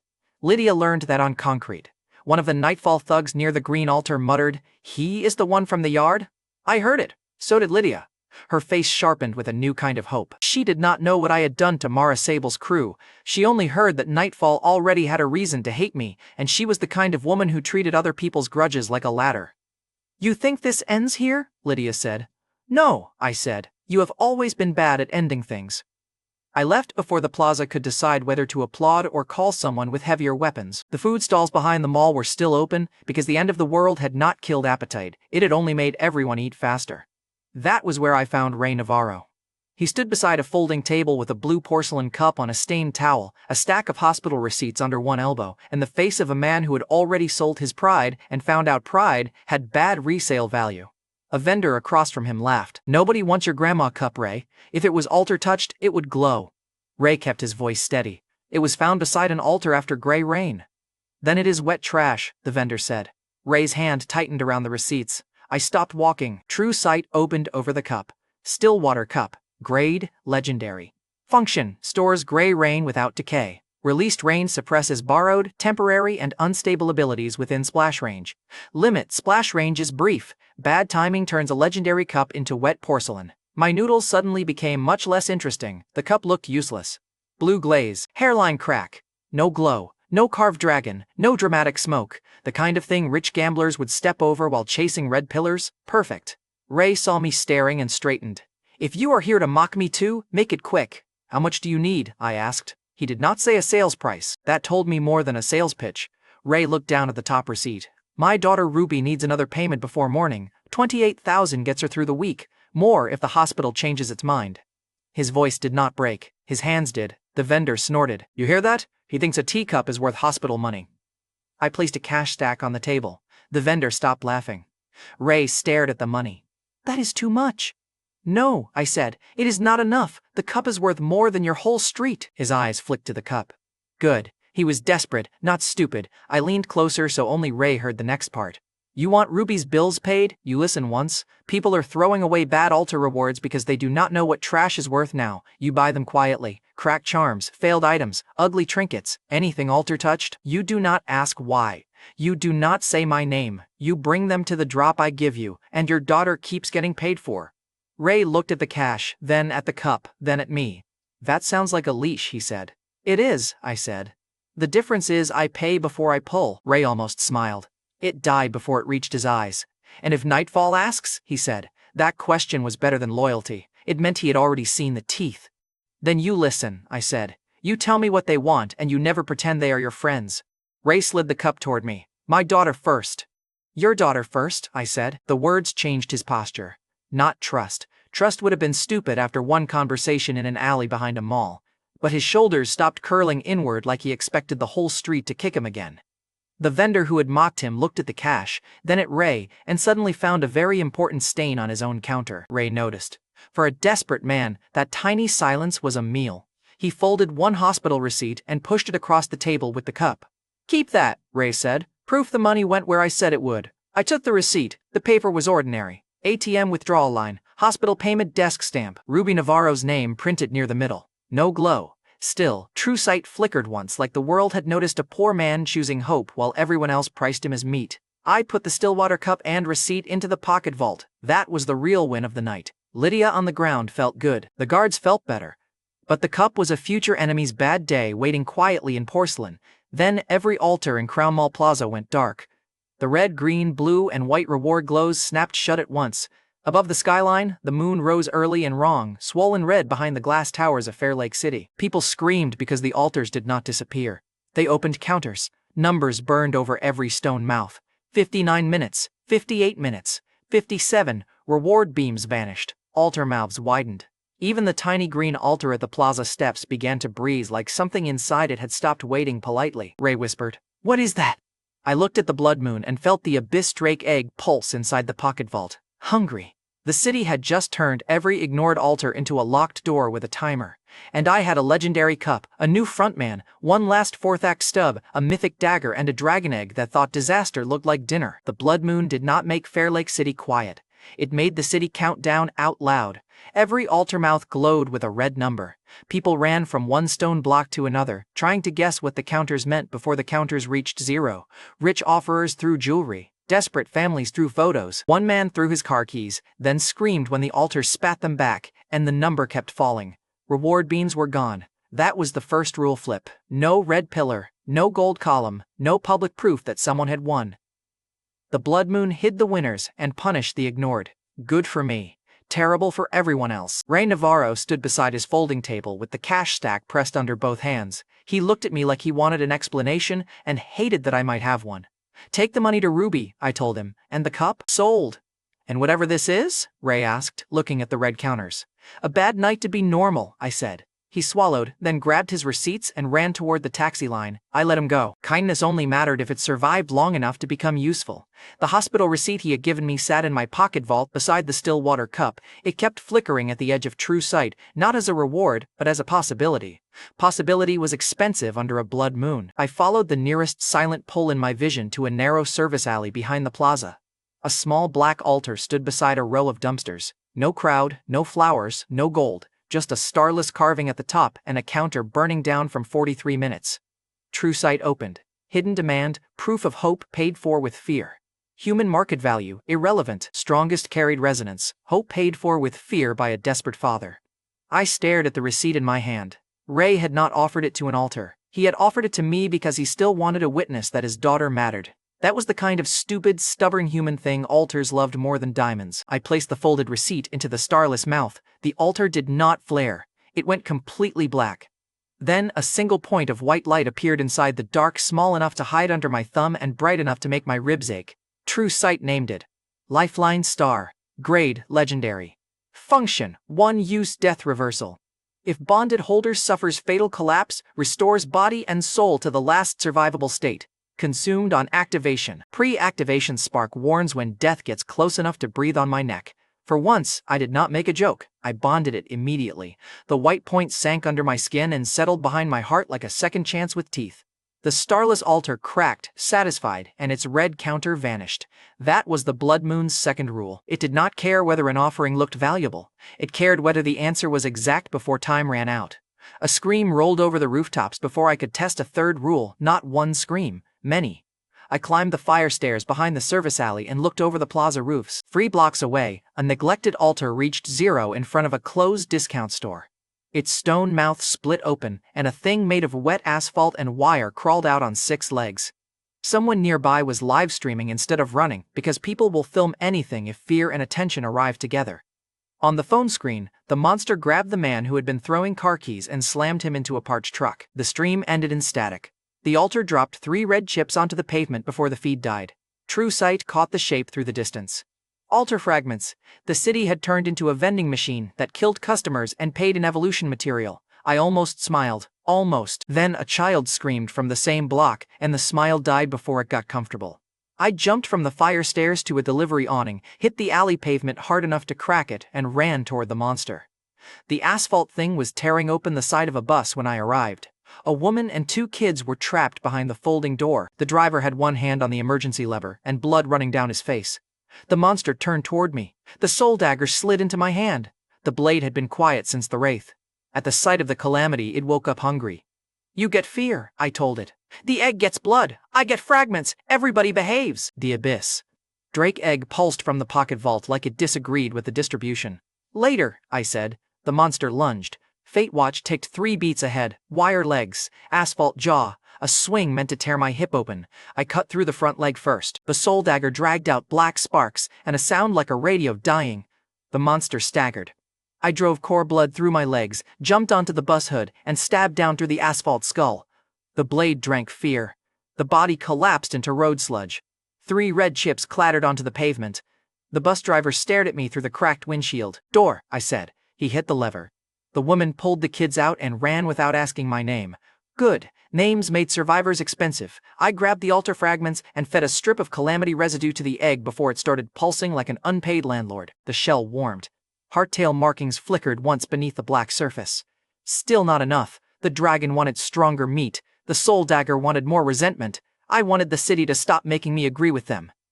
Another counter hit 2 streets over before I even left the bus. This one released a swarm of fist-sized stone beetles from a jewelry store altar.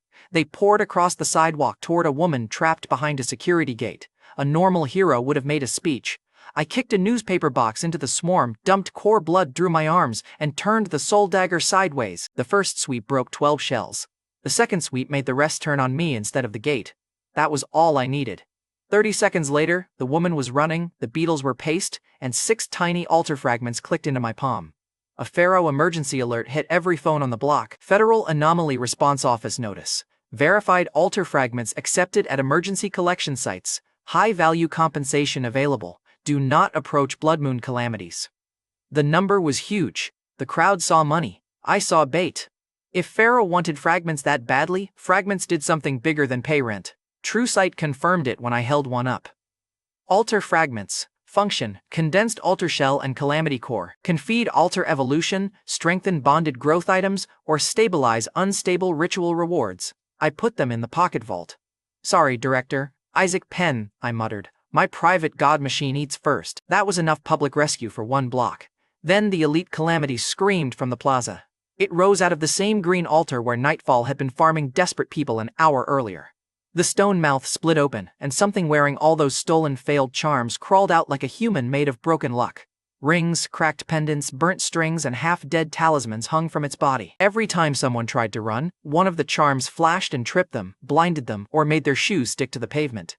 The Nightfall thugs who had called people human slots were the first ones it grabbed. That was funny for half a second. Then the Calamity lifted a teenager by the neck and fun left the area. I crossed the plaza through the panicking crowd. The elite Calamity saw me and opened a mouth full of other people's offerings. Mine, it said in 3 stolen voices. Greedy, I said. I respect it. Still killing you. It snapped a necklace charm. My left knee buckled as borrowed bad luck tried to fold my body into the ground. The charm was unstable, temporary. Borrowed from the people Nightfall had fleeced. The still water cup sat in my pocket vault, empty and useless until I filled it with gray rain. So I did the rude version. I threw core blood heat through my knee until the charm's bad luck lost the argument with muscle. Pain shot up my thigh. I kept moving. Fate watch ticked. The Calamity's next charm flashed before its arm moved. I cut the wrist. The soul dagger ate the resentment trapped in the stolen talismans, one ugly spark at a time. The creature shrieked and backed toward Lydia's broken heel spot. Perfect! I kicked it into the exact patch of pavement where she had fallen. Then I drove the soul dagger through its chest. Every stolen charm went black. The Calamity exploded into red fragments, green dust, and a rain of useless jewelry.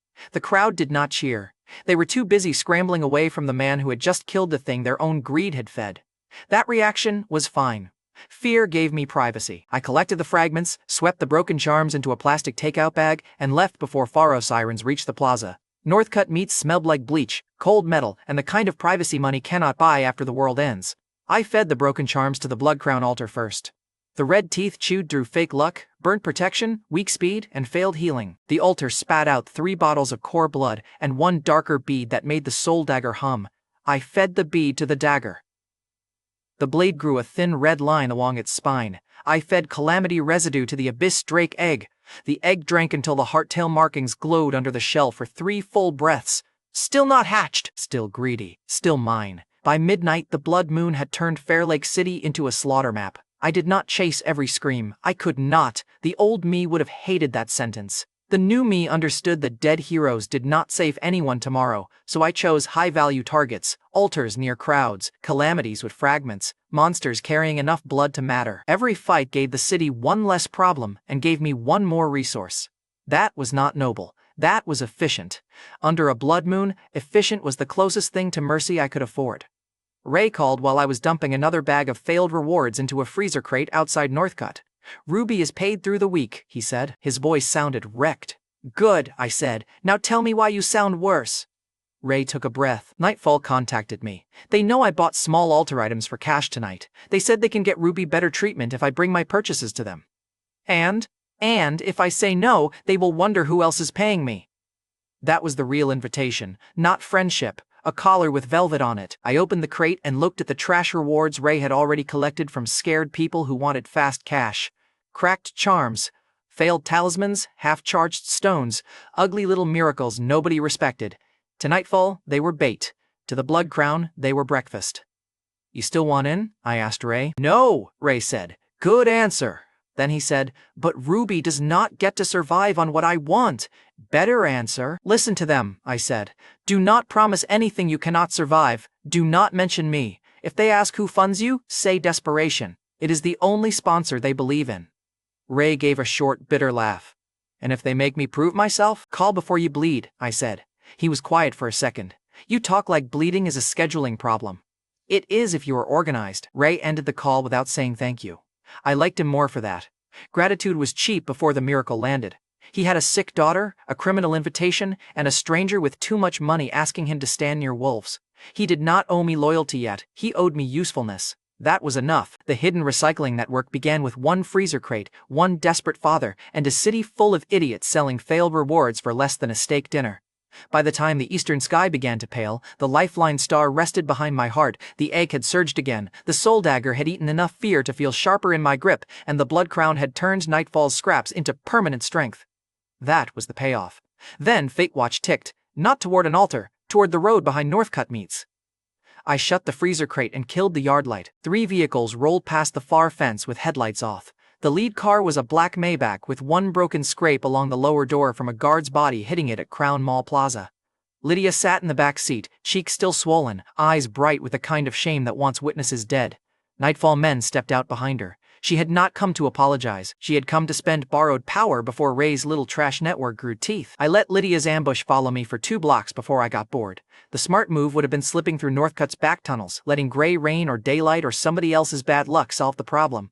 The useful move was different. If Nightfall wanted to spend men on my ex-girlfriend's pride, I wanted to see the receipt. I walked away from Northcutt Meats and into an open loading yard between 2 empty warehouses. No crowds, no civilians, no altars close enough to be damaged if the night got loud.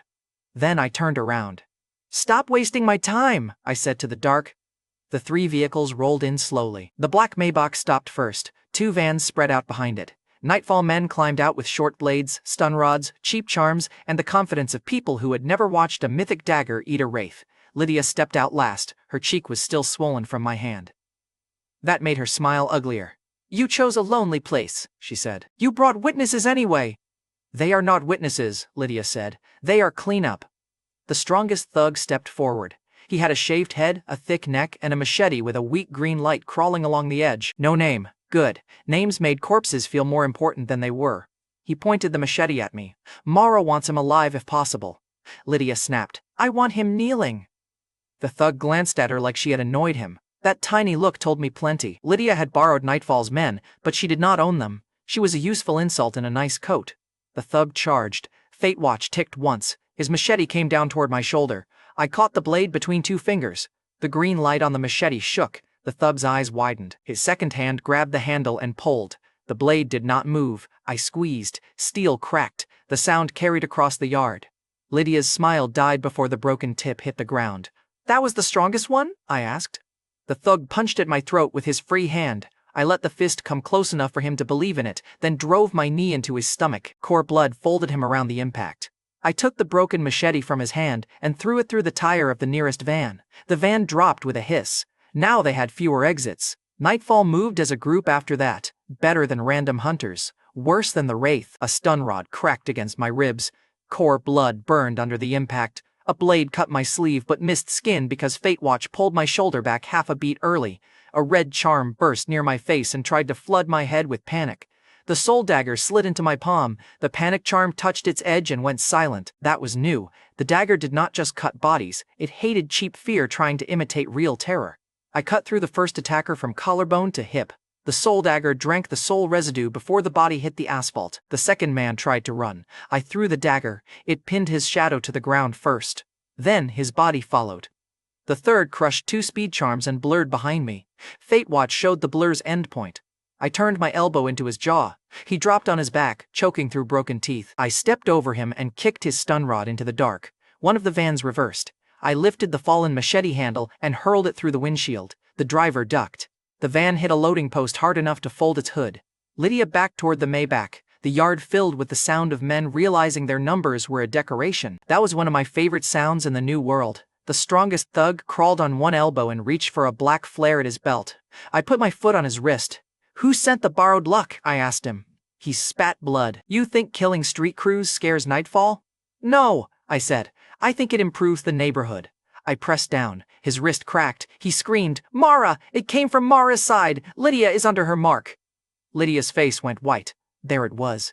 Mara Sable had not just survived the West Rail District. She had started lending pieces of her escape system to prettier trash. I looked at Lydia.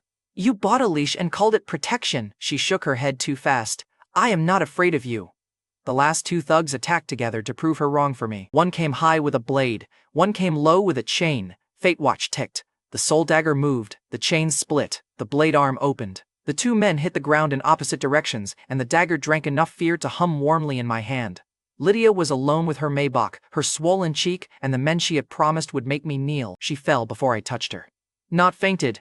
Crawled. Her knees hit the asphalt. Her manicured hands scraped black dust and broken glass. She looked up at me through ruined makeup and tried to become beautiful enough to survive. "Miles," she said, "listen to me." I stepped closer. "That is new." She flinched. "I made a mistake," Lydia said. "Troy is nothing. Nightfall is nothing. I can get you money, items, access. I can tell them I tricked you. I can be with you again." The yard went quiet except for the dying van engine. There was a time when that sentence would have split me open. That time had worse posture and paid for her dinners. I crouched in front of her. Lydia's eyes tried to shine. She reached for my sleeve like the old version of me still lived inside it. I caught her wrist before she touched me. Do not smear Troy's fingerprints on my clothes, I said. Her mouth trembled. You do not mean that, Lydia, I said, clear enough for every surviving thug to hear. The blood crown eats cracked charms, dead luck, and failed trash. Even it would spit you back. The humiliation hit harder than the slap. She stopped trying to look pretty. Something bitter and terrified twisted across her face. Then the charm at her throat burst. Blood mist exploded around her. I stabbed through it. The soul dagger cut a red line in the fog, and Lydia screamed from somewhere inside the cloud. For half a second, I saw her shoulder split open. Then the mist snapped backward like a pulled ribbon. Lydia vanished. The smell left behind was familiar. Iron. Perfume. Mara's ugly little escape trick. Gray rain would have made that move weaker. The still water cup would have made it stupid. But the cup was still empty, the sky was clear, and Lydia had chosen her night well. Borrowed power saved her once. Good. One escaped rat could lead to the nest. Fate watch ticked again. This time, not toward Lydia. Toward a roofline across the yard. I looked up. A man in a gray federal field jacket lowered a compact camera half an inch too late. His radio hissed. Flint, pull back, a voice said through the static. Agent Flint. Pharaoh had sent someone closer than I.B. Dalton's public sweeps. Close enough for a face, close enough for a clear shot of the soul dagger in my hand, and dead nightfall men at my feet. I moved. Flint ran. He was fast for a man carrying government equipment and fear. I crossed the yard, jumped onto the crushed van hood, and reached the roof ladder as he kicked it loose. The ladder dropped. I caught the bottom rung with one hand. Flint's eyes met mine over the roof edge. He looked trained. He also looked like he had just discovered training had a ceiling. I climbed one-handed. He threw a silver sensor disc at my face. The disc burst into white static. Fate watch blurred. True sight stuttered. For one breath, the roofline split into 3 false angles. Useful toy. Annoying toy. Flint used that breath to dive across the roof and drop behind the next building. By the time my senses cleared, he was gone into a waiting vehicle with federal plates covered in mud.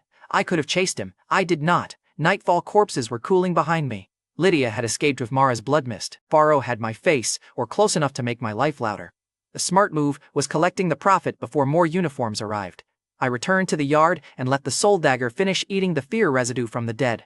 Weak charms went into the pocket vault. Broken rods went in. The cracked machete tip went in. Even the black flare went in because the blood crown was less picky than rich people and more useful than most. The strongest thug was still alive. Barely. He saw me crouch and started shaking. "E-stock warehouse," he said before I asked. "Mara is locking it down. Outsiders get purged after tonight. Lydia was supposed to bring you in or bring proof you ran." "And Rey Navarro?" I asked. His eyes flicked. "That was enough." I leaned closer. "Say it. New buyer," he rasped. "Failed rewards. They want him inside. They think he can feed the human slots." I stood. He reached weakly toward my shoe. "I told you. You did." I cut his flare pouch free, not his throat. Let him crawl. Fear traveled faster when it had a mouth. The blood moon had left one more thread tugging at true sight, a pull I had ignored while killing Lydia's borrowed army. It led away from the yard and toward an abandoned pet market on the edge of the West Rail District. Rows of empty cages rattled in the wind. Old signs promised puppies, fish, birds, all the little lives people bought when they wanted loyalty without earning it. In the center aisle stood a bloodline altar. It was low, black, and carved with nesting shapes. Parent inside child, child inside parent, a chain circling both. True sight opened before I reached it. Hidden demand, found a living line with blood, will, and a token that has no inherited throne. False offerings, family rings, old crests, bought genealogy, dead names without living will, reward trace, nest heart. Blood oath worm pair. I thought of Daniel Keaton's calendar burning into Fate Watch. I thought of Angela Keaton's name coming back to me through wraith whispers.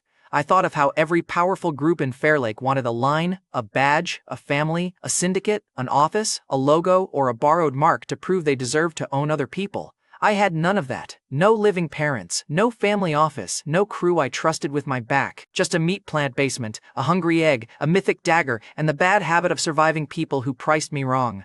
The altar did not want inheritance. It wanted a founder. I broke a plank off an empty kennel. The wood was cheap, damp, and splintered at the edge. Perfect. I cut my palm with the soul dagger and wrote one word in blood.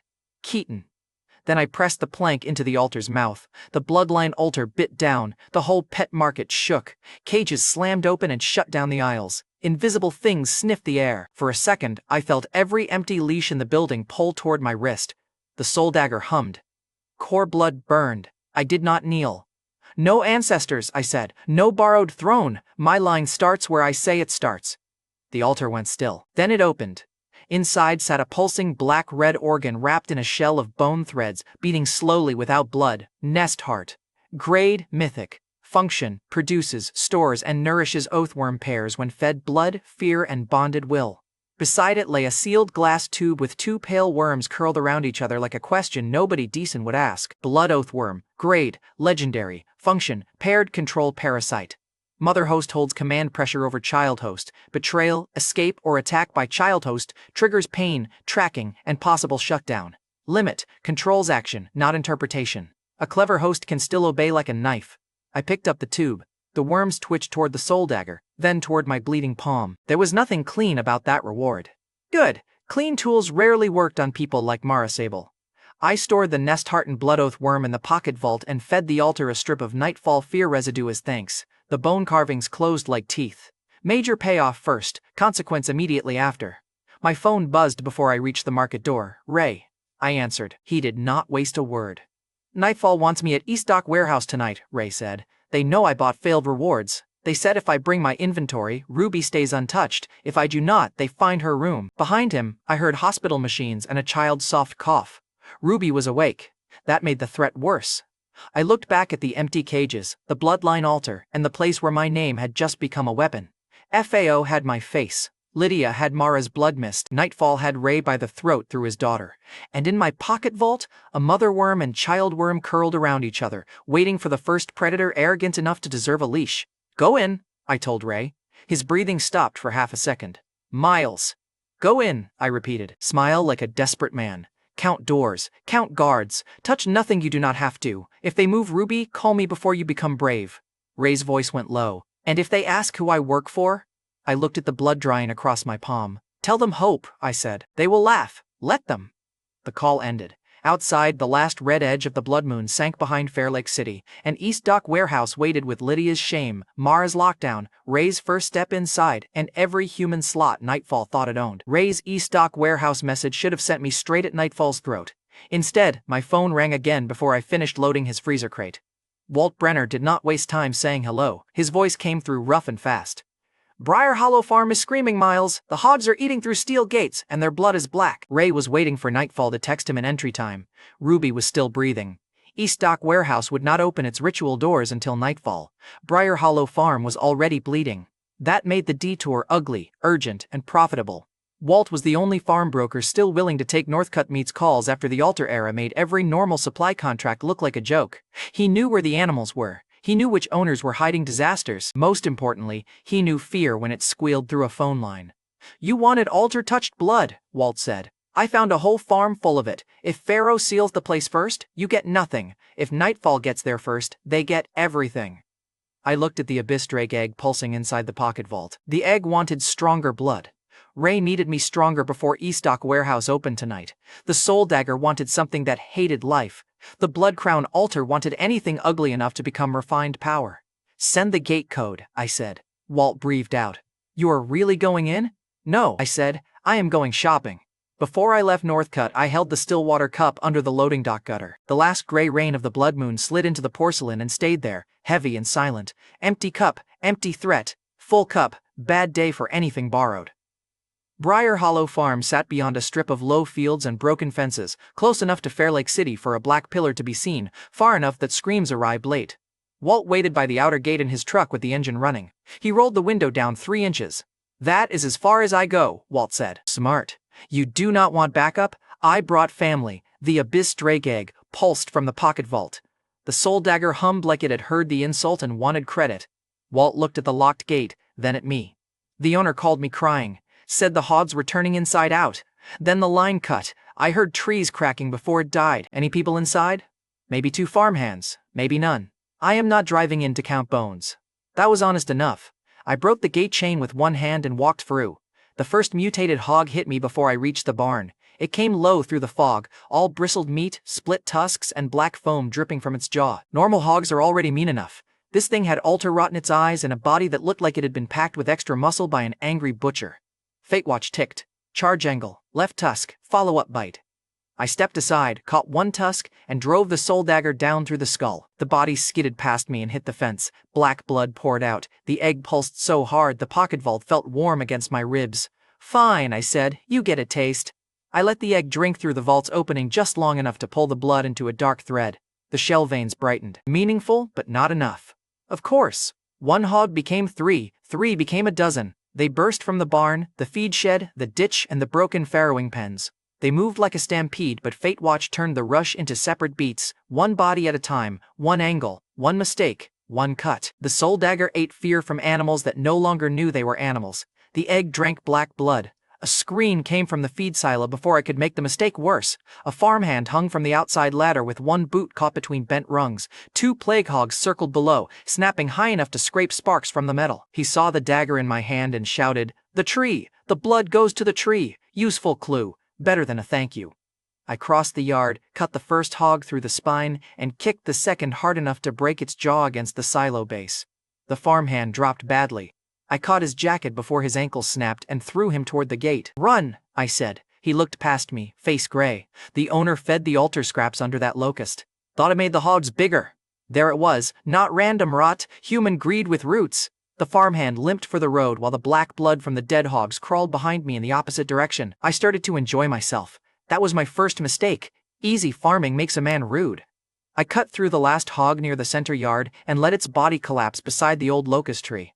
The tree stood alone behind the main barn, too big for the property, bark swollen with knots that looked like sealed eyes. Every black blood trail on the farm began moving toward its roots, not flowing downhill, crawling. I stopped smiling. True sight opened over the tree and immediately blurred. Hidden altar root detected. Caretaker function active. Feeding threshold exceeded. The last line came too late. The locust tree woke up. Its bark split down the trunk. A black eye opened inside the wood, wet and ancient and furious that I had been eating its livestock. Roots tore through the ground, branches cracked into hooked limbs. Every dead hog jerked once, emptied the rest of its blood into the soil, and sank flat as if the farm had swallowed them.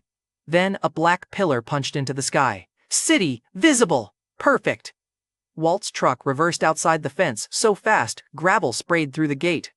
The tree boss turned its eye toward me. A voice scraped out of the bark, not loud, but big enough to make my bones listen. Thief of rot, I raised the soul dagger. You labeled the hogs wrong, they were in the clearance bin. The first vine crossed the yard faster than a whip. Fate Watch showed it. My body still barely dodged. The vine cut through my jacket and opened my shoulder to the bone. Core blood sealed the wound halfway, then the cut blackened at the edges and reopened. Rot poison. Good. I hated boring injuries. A second vine wrapped my ankle and threw me into the barn wall. Boards exploded. My ribs cracked hard enough that the lifeline star behind my heart sparked once in warning. Not spent. Warning. That made the fight more expensive. I drove core blood through my lungs and rolled before a fan of leaf blades shredded the dirt where my head had been. The leaves sank into the ground and hissed like hot knives. I slashed a vine with the soul dagger. The blade bit, but the cut closed around it. The tree laughed through snapping branches. My mythic dagger could hurt ghosts, fear, and men. This thing was a rooted altar with a farm for a stomach. The locust slammed one root into the ground, and every dead hog I had cut open twitched upright on strings of black sap. Not alive. Worse. Meat puppets with tusks. They charged from 3 sides while the eye stayed buried behind bark. The farmhand's warning had bought me the answer, but answers did not block teeth. I cut 2 puppets down, took the 3rd tusk through my thigh, and felt rot try to crawl up the vein before core blood burned it back. Different problem, different tool. The next vine came from my throat. I pulled the Stillwater cup from the pocket vault and threw its gray rain straight into the vine's path. The splash was small, the reaction was not. The vine convulsed, lost its black shine, and dropped like a dead rope. Gray rain ate the borrowed rot running through it, leaving plain wood that cracked under my boot. The tree's eye widened. That reaction was worth bleeding for. "So you can be rude to the weather," I said. The tree screamed. Every branch moved. The farm became blades. I ran, not away, but sideways through its rhythm. Fate Watch showed death angles faster than my body could obey. Leaf cuts opened my cheek, forearm, thigh. Core blood sealed what it could. Rot reopened some of it. The soul dagger drank what resentment clung to the vines, but the tree had too much body and not enough fear. I needed the eye. The tree knew that too. It buried the eye behind a cage of roots and raised one thick branch over me like an executioner's arm. I pulled the hope matchbox. A normal flame would have died in the damp air. A hope match did not burn like a normal flame. I struck it against the box, and the tiny light showed me one ridiculous truth. Every desperate creature believes the final blow is already written. I threw the match into the root cage. The flame did not spread, it chose. It ran along the gray rain-dead vine first, then jumped into the fresh rot roots like it had found dry paper. Black bark curled. The eye flashed into view for one clean breath. The execution branch came down. Fate Watch gave me no safe dodge, so I went forward. The branch hit my back and drove me to one knee. Something in my spine screamed. The lifeline star sparked again, brighter this time. Still not spent! I shoved every drop of core blood heat into my legs, stood under the branch, and drove the soul dagger into the eye. The first inch resisted. The second inch screamed. The third inch broke the farm. Black sap exploded around the blade. The tree boss thrashed hard enough to rip its own roots out of the field. I twisted the dagger with both hands, and the red line along its spine split into a darker edge. The soul dagger learned rot. Then it ate the eye. The black pillar above Briar Hollow Farm snapped like a cable. The locust tree collapsed inward, folding trunk, roots, hog blood, and altar stone into a fist-sized black-red heart that hit the dirt at my feet. For 3 seconds I only breathed. Then, true sight returned in fragments. Soul dagger evolution, rot cut trait awakened. Miniature altar heart, compatible with blood crown altar evolution. Rot mark, applied. I looked at my left wrist. A dark mark curled under the skin, shaped like a tiny root wrapped around a red point. It did not hurt. That worried me more. True sight tried to read deeper and failed. Attention source exceeds range. Child of Rot has noticed you. The name made my new strength feel small in a way muscle could not punch. I gave that feeling one breath. I took the miniature altar heart and left before the Black Pillar's audience arrived. The rescued farmhand had reached Walt's truck by then. He pointed at me with both hands shaking, not because he wanted to accuse me, but because he had just seen a man walk out of a farm that ate its own dead. That reaction mattered. By nightfall, someone human would tell Pharaoh that the Black Pillar had not only ended, it had been killed. Pharaoh lights were already flashing beyond the far road. 2 dark vehicles without markings cut across a field from the opposite side. Nightfall had seen the pillar too. Scavengers would follow both like flies. Walt had not fled completely. His truck waited at the outer bend with the passenger door open and his face gray behind the windshield. "You killed it?" he asked. "I changed ownership." He looked at the farm behind me, then at my torn jacket, then at the black mark on my wrist. "I am not asking." "Good habit," I said. "Back at Northcutt Meats, I did not clean up first." I went straight to the basement and fed the miniature altar heart to the blood crown altar. The crown-shaped mouth opened wider than it ever had. Red teeth bit into the heart. The basement floor shook. The drains under Northcutt pulsed. The abyss drake egg rolled closer from the pocket vault opening without being invited, greedy little beast that it was. The blood crown altar swallowed the altar heart. For a moment, the red lines in the stone softened from blood red to dark gold. A new bottle rose from the center, not dark and violent like normal core blood. This one was clear red, gentle enough that even the glass looked warmer. True Sight labeled it. Refined core blood. Effect, permanent strengthening at reduced violence. Repairs damaged vitality, purifies corrupted blood, stabilizes fragile bodies. Fragile bodies. Ruby Navarro. My phone rang before I touched the bottle. Ray's name filled the screen. When I answered, he was not inside E-Stock warehouse anymore, not yet. He was in a hospital hallway, and the sound behind him was all alarms and running feet. "Miles," Ray said. His voice broke on my name. That told me more than any doctor could. "Ruby crashed," he said. "They said she might not make it through the night." I looked at the refined core blood glowing in my hand. The Black Pillar had brought Pharaoh and Nightfall toward Briar Hollow Farm. The rot mark had put something worse above my name. And the first gentle miracle my private altar ever made had appeared exactly when a little girl's body started losing. Using it at Fair Lake General Hospital could expose me. Not using it would make Ray's loyalty worthless and Ruby dead. The blood crown altar pulsed once, patient and hungry. I stored the bottle in the pocket vault and headed for the door. "Keep her breathing," I told Ray. "I am coming." I went to Fair Lake General Hospital with refined core blood in my pocket, vault and a Black Pillar's worth of trouble chasing my back. The smart move was hiding.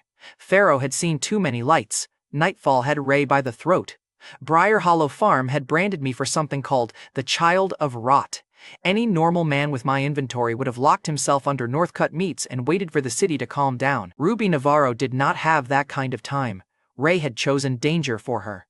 Now I had to make that choice worth surviving. So I walked through the hospital doors. Ray met me in the hallway outside Ruby's room. He looked 10 years older than he had at the food stall. Clara Navarro stood behind him with both hands pressed to her mouth, eyes red, body too still in the way people get when panic has nowhere left to go. Ray did not ask if I had brought help. He looked at my face and knew I had brought something worse. Inside the room, Ruby lay under a thin blanket with skin almost the same color as the pillow. Her eyes were closed. The monitor beside her kept making small, sharp sounds that made Clara flinch every time. A doctor stood near the bed speaking softly to a nurse. "Dr. Prianair," according to the badge on her coat. She saw Ray step in with me and frowned. "Mr. Navarro, only family should be in here right now." Ray's voice came out raw. "He is the reason we had another week." "That does not make him family," Dr. Prianair said. I looked at Ruby. "No," I said. "It makes this simple." Clara lowered her hands. "Who are you?" "The man who bought the cup," I said. "And the man who may have one ugly chance." Ray grabbed my sleeve. "May?" I let him hold on. Desperate fathers needed something to grip. "No promise," I said. "No procedure, no miracle speech. I have a resource that repairs damaged vitality. It is not from your hospital. It is not approved by anyone wearing a badge. You and Clara choose. If you say no, I leave, and nobody in this room owes me anything." Dr. Prianair stepped toward me. "You cannot give a child unknown medication." I looked at the doctor long enough for her to stop walking. "I am not here to argue with the system that is already losing her," I said. "I am here to ask her parents before it finishes." The monitor screamed again before she could answer. That line hit the room harder than shouting. Clara crossed to the bed and took Ruby's hand. Ruby's fingers barely moved. "Ray," Clara whispered. Ray looked at the monitor, then at me, then at his daughter. "I choose the ugly chance," Ray said. Clara nodded once, tears slipping down her face without sound. "Save her if you can." Ray stepped to the door and locked it. Prianair heard the click and went rigid. "Mr. Navarro." Ray did not look away from Ruby. "If he hurts her, I open the door and scream. If he saves her, you did not see anything that gets my daughter turned into a lab report." That was not loyalty to me. That was a father choosing the only monster in the room who had paid before asking. I pulled the refined core blood from the pocket vault behind my jacket, so the doctor saw a bottle appear where there had been none. That was not ideal. Dr. Prianair saw it. Her face changed. Smart doctors recognize impossible before they name it. I broke the black wax with my thumb and let one drop touch my skin first. True sight stayed clean, no rot, no backlash warning. The blood crown altar had made this for repair, not violence. I lifted Ruby's head gently and tipped the bottle to her lips. For 1 second, nothing happened. Then Ruby coughed. Clara made a sound like her own heart had tripped. Ruby swallowed once. The refined core blood spread through her throat in a red-gold thread, so faint a normal eye might have missed it. Her gray skin warmed. The dark bruising under her eyes lightened. The monitor stopped screaming and began to settle into a rhythm that did not sound like surrender. Dr. Prianair stepped to the bed before she could stop herself. "What did you give her?" the doctor asked. "Something you did not see," I said. "I saw enough." "Then understand enough." Ruby's fingers curled around Clara's hand. Clara broke first. She bent over the bed and sobbed into the blanket. Ray did not cry right away. He watched the monitor as if it might betray him if he blinked. Then Ruby opened her eyes. Her voice was tiny, rough, and annoyed at the world. "Mom," Ruby whispered, "I'm hungry." Ray hit his knees beside the bed. Not the monitor, not the doctor, not the label in true sight. A dying child asked for food, and death had to step back from the bed like it had been caught trespassing. Prianair touched Ruby's wrist, checked her eyes, looked at the monitor again, and then looked at me with fear tucked behind professional training. "If anyone asks," I said, "she stabilized before you entered the room." The doctor's mouth tightened. "That is not how records work." "Then write the shortest record of your career." Ray stood. He wiped his face with both hands and turned to me. The desperation was still there, but something had changed under it. He was not bargaining for one more day anymore. He was choosing what to become after receiving it. "I go wherever you point," Ray said. "No," I said. "You choose. Debt makes cowards. Choice makes useful men." Ray looked at Ruby, then at Clara. Clara held Ruby's hand and nodded at him once. Ray turned back to me. "Then I choose. Nightfall gets no more children from this city if I can help it." Good. Now loyalty had a spine. My phone buzzed with a message from Ray's burner even though he was standing in front of me. He looked down at his own screen and went pale again. "They moved my e-stock warehouse entry time," Ray said. "They want me there tonight. They think Ruby's crash will make me obedient." "Let them keep thinking." Dr. Prianair stepped between us and the door. "If you are bringing danger here, leave." That was a fair request. I looked at Ruby, awake and whispering something about pancakes to Clara. "We are leaving," I said. Outside the room, Ray gave me the e-stock warehouse entry details he had, which was not much: loading doors, guards, captive offerers, a blood altar, and Mara's people preparing a bigger sacrifice after the gray rain started. Not enough for a meeting. Enough for a raid. But before nightfall, another pull caught my wrist. The rot mark warmed, the last fourth act stub in my pocket vault fluttered against nothing, and on the hospital lobby screen, a public emergency clip showed Old Monarch Theater with its doors open, lights burning on a stage nobody had powered. 3 altar shapes stood under red curtains while a caption begged citizens to stay away from role-based anomaly activity. Thanksgiving week, an empty theater, 3 roles waiting. My father's calendar had burned into Fate Watch because Daniel Keaton tried to hold dates together after grief had already cut holes in them. My mother Angela had lived her life stitching other people back together until she came home in a box. The holiday coming at us was built around reunion, and I had 2 dead parents, 1 rescued child, and a city full of monsters pretending they owned the stage. I should have walked straight to East Dock Warehouse. Instead, TrueSight gave me a colder line over the lobby screen. Missing role prevents final judgment. Compatible wound detected. Old Monarch Theater was not a detour. It was a weapon waiting to decide if I was allowed to carry it. I went alone. The theater smelled like dust, wet velvet, and old applause. No crowd waited outside. People were learning. Role-based anomalies sounded harmless until the role started casting humans as props. 3 altars stood on the stage. 1 wore a cracked heroic mask. 1 wore a mourning veil. 1 wore a painted grin wide enough to swallow a child. The 4th space at center stage was empty. TrueSight opened across the footlights. Required missing role, read judge. Function, pronounce verdict over false grief, borrowed authority, and performed suffering. Offering demand, blood mark made by one who has lost family without selling the wound. The jester altar moved first, its painted grin tilted toward me. A voice came from the empty theater, bright and cruel. No judge, just a thief in work boots. The heroic mask altar laughed in a low male voice. The veiled altar whispered something that sounded like prayer and accusation at the same time. I stepped onto the stage. The heroic mask altar threw a shadow of Daniel Keaton across the curtain, younger than I remembered him, one hand on a calendar that kept bleeding dates onto the floor. The veiled altar answered with Angela Keaton's hospital coat, empty at the shoulders, sleeves hanging like someone had walked out of life and left the work behind. The jester clapped with painted hands. Look! Props! Dead parents make such easy paint! My grip tightened on the soul dagger. That was the trap. Rage would make me a grieving son. Grief would make me a begging child. Neither was the missing role. A judge had to stand there and name the lie without letting it own the courtroom. The boards creaked under my shoes. The jester altar spoke again, and this time the whole theater heard it even though I was alone. What if you judged Miles Keaton, a woman who left you, a few thugs, a tree with bad manners? It used my name. I did not like that. I liked less that the jester was not wrong enough to ignore. The heroic mask altar flared. A shadow figure raised a sword and pointed it at me. A judge must stand above the story. The veiled altar lowered its head. A judge must suffer beneath it. The jester giggled. You are neither. You are a hungry little man stealing costumes. The red judge space remained empty. I pulled the soul dagger and cut my palm. Blood ran down my wrist, bright against the rot mark. I am hungry, I said. That part is true. The jester's grin widened. I dragged my bleeding fingers across my face, from brow to cheek, then across the other side, making a rough red mask over skin instead of paint. But I did not sell my dead, I said. I did not sell Ruby. I did not sell Ray. I did not sell myself back to Lydia for cash in a plaza. The theater lights turned red one by one. I stepped into the empty 4th space. I judge fake authority because I have had enough of people renting it. Money, badges, syndicate marks, pretty tears, borrowed blood mist. If a role wants verdict, here it is. The jester altar snapped, fake. I looked at the painted grin. Guilty. The word hit the stage like a dropped blade. The jester altar cracked. Its painted grin split down the center, and the laugh inside turned into a choke. The heroic mask altar bowed. The veiled altar lifted its head. The empty 4th space filled with red light around my blood-marked face. TrueSight burned clean. Red judge recognized. 3 legendary role items appeared in a row. A black sleeve cord, a cracked bronze handbell, and a strip of red stage cloth that moved like it was breathing. I did not waste time reading every line. Each carried a role function, a fear effect, and a set connection. Then the center altar opened. A mask rose from it. Red lacquer, black judgment lines, a mouth shaped neither smiling nor kind.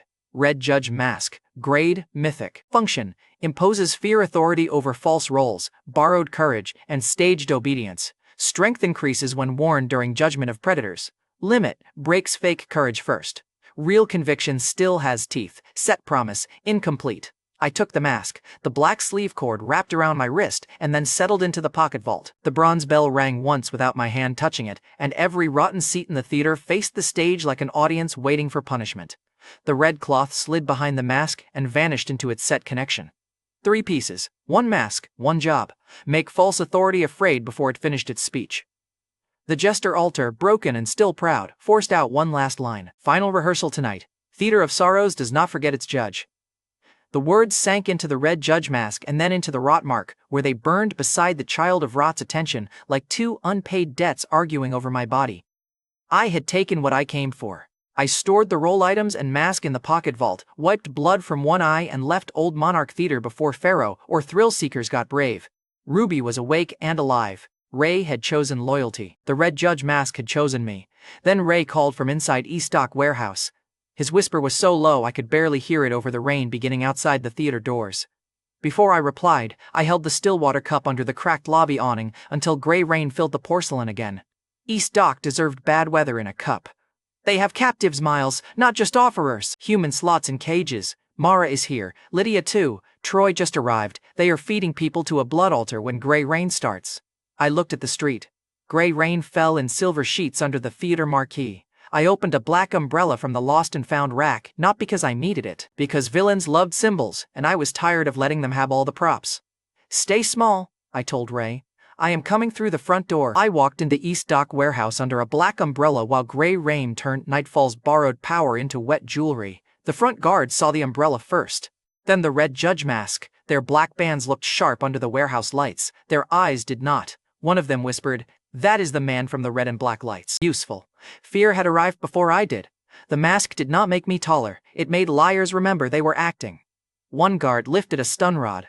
The charm wrapped around his wrist sparked, caught gray rain under the loading awning, and died. The second guard reached for a radio. I broke the radio with the umbrella handle and kicked him through the door. Inside, Eastdock warehouse smelled like rust, old cargo and frightened people. Cages lined the walls. Human slots, not a metaphor this time. Nightfall had made the insult physical, numbered, locked, and profitable. Men and women crouched behind chain-link panels with altar marks on their arms, hospital bracelets on some wrists, debt papers taped above a few cages, and Nightfall tags hanging from the locks like price labels. Nightfall had found a way to make desperation stackable.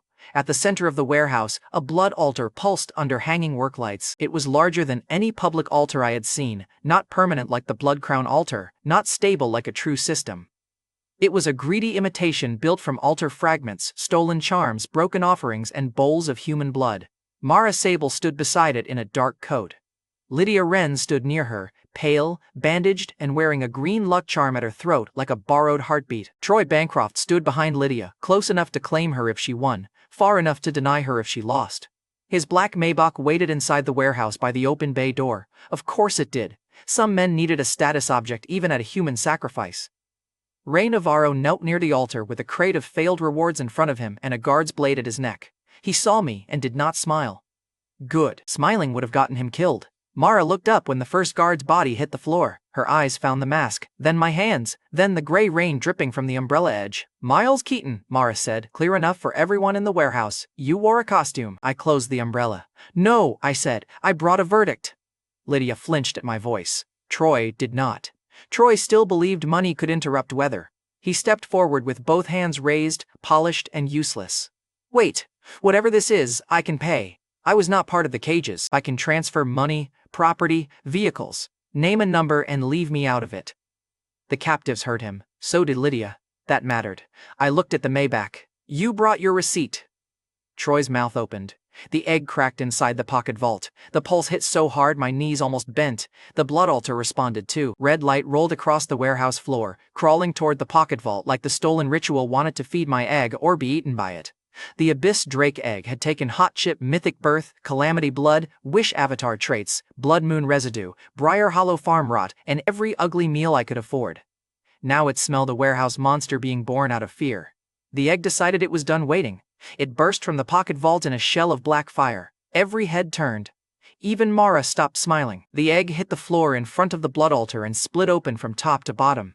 A small drake climbed out, black-scaled, red-veined, winged, and furious at the world for being late with dinner. Her tail ended in a sharp heart-shaped barb glowing pink-red under the black shell.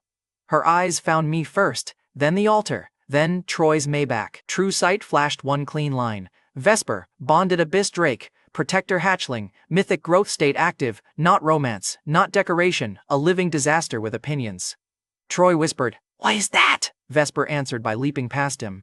The blood altar screamed as the monster inside it tried to form. It rose halfway, all red limbs and stolen faces, before Vesper hit it in the chest. For one ugly second, the altar hit back. Red cords snapped around Vesper's wings and tried to drink her before she finished being born. She shrieked, furious, not afraid. I cut one cord with the soul dagger and shouted, "Eat the altar, not the people!" Vesper tore free, dragged the half-born creature across the floor, and slammed it through the side of Troy's Maybach. Glass exploded, metal folded. Troy made a sound no rich man should make in public. The monster died under the car before it finished being born, but Vesper's wings smoked where the blood cords had touched her. Vesper stood on the crushed hood, jaws dripping red light, and gave one sharp cry that made every Nightfall guard take a step back. Years of poverty had not given me a luxury car. One bag of hot chips had given me something that ate luxury cars by accident.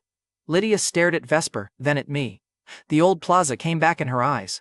Hot chips, red beam, her smile dying under public light. She understood, finally, that she had not traded up when she climbed into Troy's Maybach. She had climbed into a target. Mara moved first. She sliced her palm and threw blood toward the altar's broken base. "Feed the slots!" The cages lit red. Every captive's mark began to burn. That was the line she crossed in front of everyone. Mara was not escaping yet. She was trying to cache the prisoners before losing the warehouse. I pulled the soul dagger. "Guilty," I said through the red judge mask. The mask amplified the word across the warehouse. Nightfall guards with weak courage charms stumbled. 2 dropped their blades, 1 fell to his knees and vomited. Borrowed obedience cracked under the mask like cheap paint. I crossed the floor. A guard swung a hooked chain at Ray's neck. Fate Watch showed the arc. I cut the chain, grabbed Ray by the collar, and threw him behind a cargo pallet. "Keys," I said. Ray tossed me a ring from his sleeve. Chosen loyalty had good hands. I threw the keys into the nearest cage. A woman inside caught them and started unlocking people before anyone told her to be brave. Mara's blood mist burst around her. Not toward me, toward the side bay. The same trick that had saved her in West Rail District and saved Lydia in the loading yard. This time, gray rain was already falling through the open bay door. This time, the Stillwater cup was full. I pulled the cup from the pocket vault and splashed its stored rain into the blood mist. Mara screamed. The mist collapsed into flesh halfway across the floor. She hit the concrete on one knee, one arm solid, one shoulder still trying to be fog. The rain burned through the escape art and left her gasping like a fish on a dock. One splash, not forever. I kicked her knife away. "You are weather dependent," I said. "That is embarrassing for a commander." She lunged anyway. Predators are educational that way. The soul dagger opened her coat, pinned her shadow, and stopped 1 inch from her throat. Vesper snarled from the Maybach hood. Ray dragged a captive away from the burning marks. The freedwoman kept unlocking cages. Troy crawled behind the crushed car, leaving Lydia standing alone in a rain of glass. Mara looked at the cages, then at the altar. Even beaten, she smiled. "You think freeing them matters?" Mara said. "Nightfall has more warehouses." "Then I need a map." I pulled the blood oath worm tube from the pocket vault. The pale child worm twisted toward Mara's open wound. The mother worm stayed inside the nest heart, sealed to me through blood and will. I had not used the pair on a thief, a coward, or a desperate man. Mara had smiled while human slots burned. That earned the leash. Her eyes widened when she saw the tube. "No," Mara said. "That was the best consent a predator ever gave." I drove the child worm into the wound under her collarbone. Mara's body arched. The warehouse lights flickered. The worm vanished under her skin, and a black-red line curled around her throat like a collar drawn from inside the body. She tried to form blood mist again. The line tightened. Mara hit the floor and screamed into the concrete. True sight confirmed the bind. Blood oath worm, child host established, command pressure active, tracking active, betrayal response armed. Mara Sable, Nightfall local commander and blood mist escape user, had become a living key instead of a locked door. The worm could force doors open. It could not force Mara to make the safe door obvious. Lydia saw it happen. That broke the last borrowed pride in her face. She ripped at the green luck charm on her throat like she could hide it before I looked. Too late. TrueSight had already labeled it as unstable borrowed fortune tied through Mara's mark. I crossed to Lydia. She backed away until her spine hit the crushed Maybach. "Miles," she said, and this time my name had no perfume left on it. "Please!" Troy crawled out from behind the car and pointed at her. "She brought me here. She said he was weak. She said Nightfall would handle him. I do not know her like that."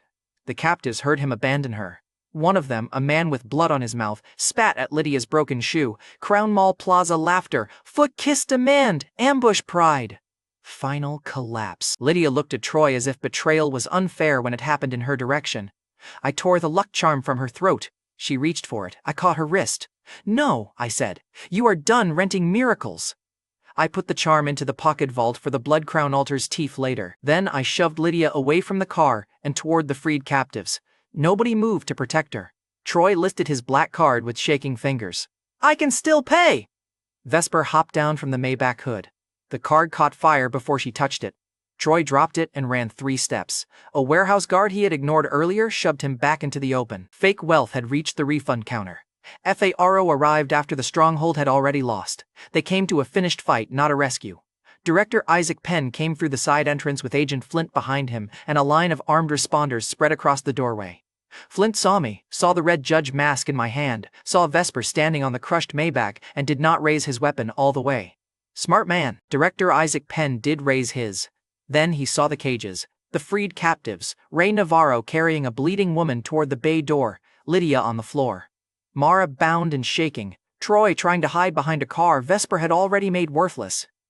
Penn lowered his weapon first, the rest of Pharaoh followed slower. Keaton, Director Isaac Penn said, you are standing in the middle of a federal disaster scene. I fixed it. You also destroyed evidence. I looked at the blood altar Vesper had torn open. It was biting people. Vesper chirped once from the Maybach hood, pleased with herself. Penn's eyes shifted to her and back to me. Then to the cages. Then to the broken altars still leaking red light. Whatever speech he had brought died right there. Good. Some authority collapses should be visible. Director Isaac Penn pulled a white card from his vest and held it out between 2 fingers. Civilian disaster contract. Temporary. You answer, declared Alter Threats in Fair Lake City. We do not try to arrest you tonight. You stay locatable. You do not feed civilians to your dragon.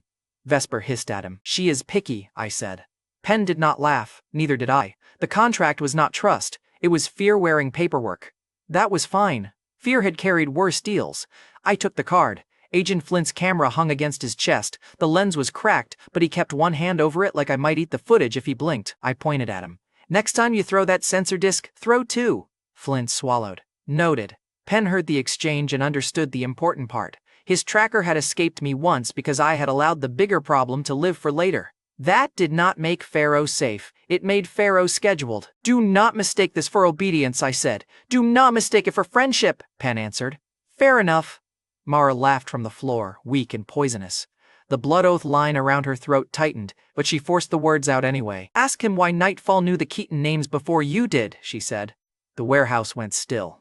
I turned toward her. Mara smiled through blood. Daniel Keaton, Angela Keaton, old channel, old payment. Your parents were not the first bodies buried by people with clean badges and dirty hands. Director Isaac Penn's jaw locked. He did not deny it fast enough. That was not the truth, not all of it, but it was a direction, and directions were how predators became prey. The red judge mask warmed in my hand. The rot mark on my wrist tightened. Somewhere beyond the rain, the theater of sorrow still wanted its judge, and the child of rot had already noticed the mortal who stole a farm from its roots. Lydia was cuffed by Pharaoh alive because Penn wanted bait and I wanted her watching the rest of her borrowed world rot.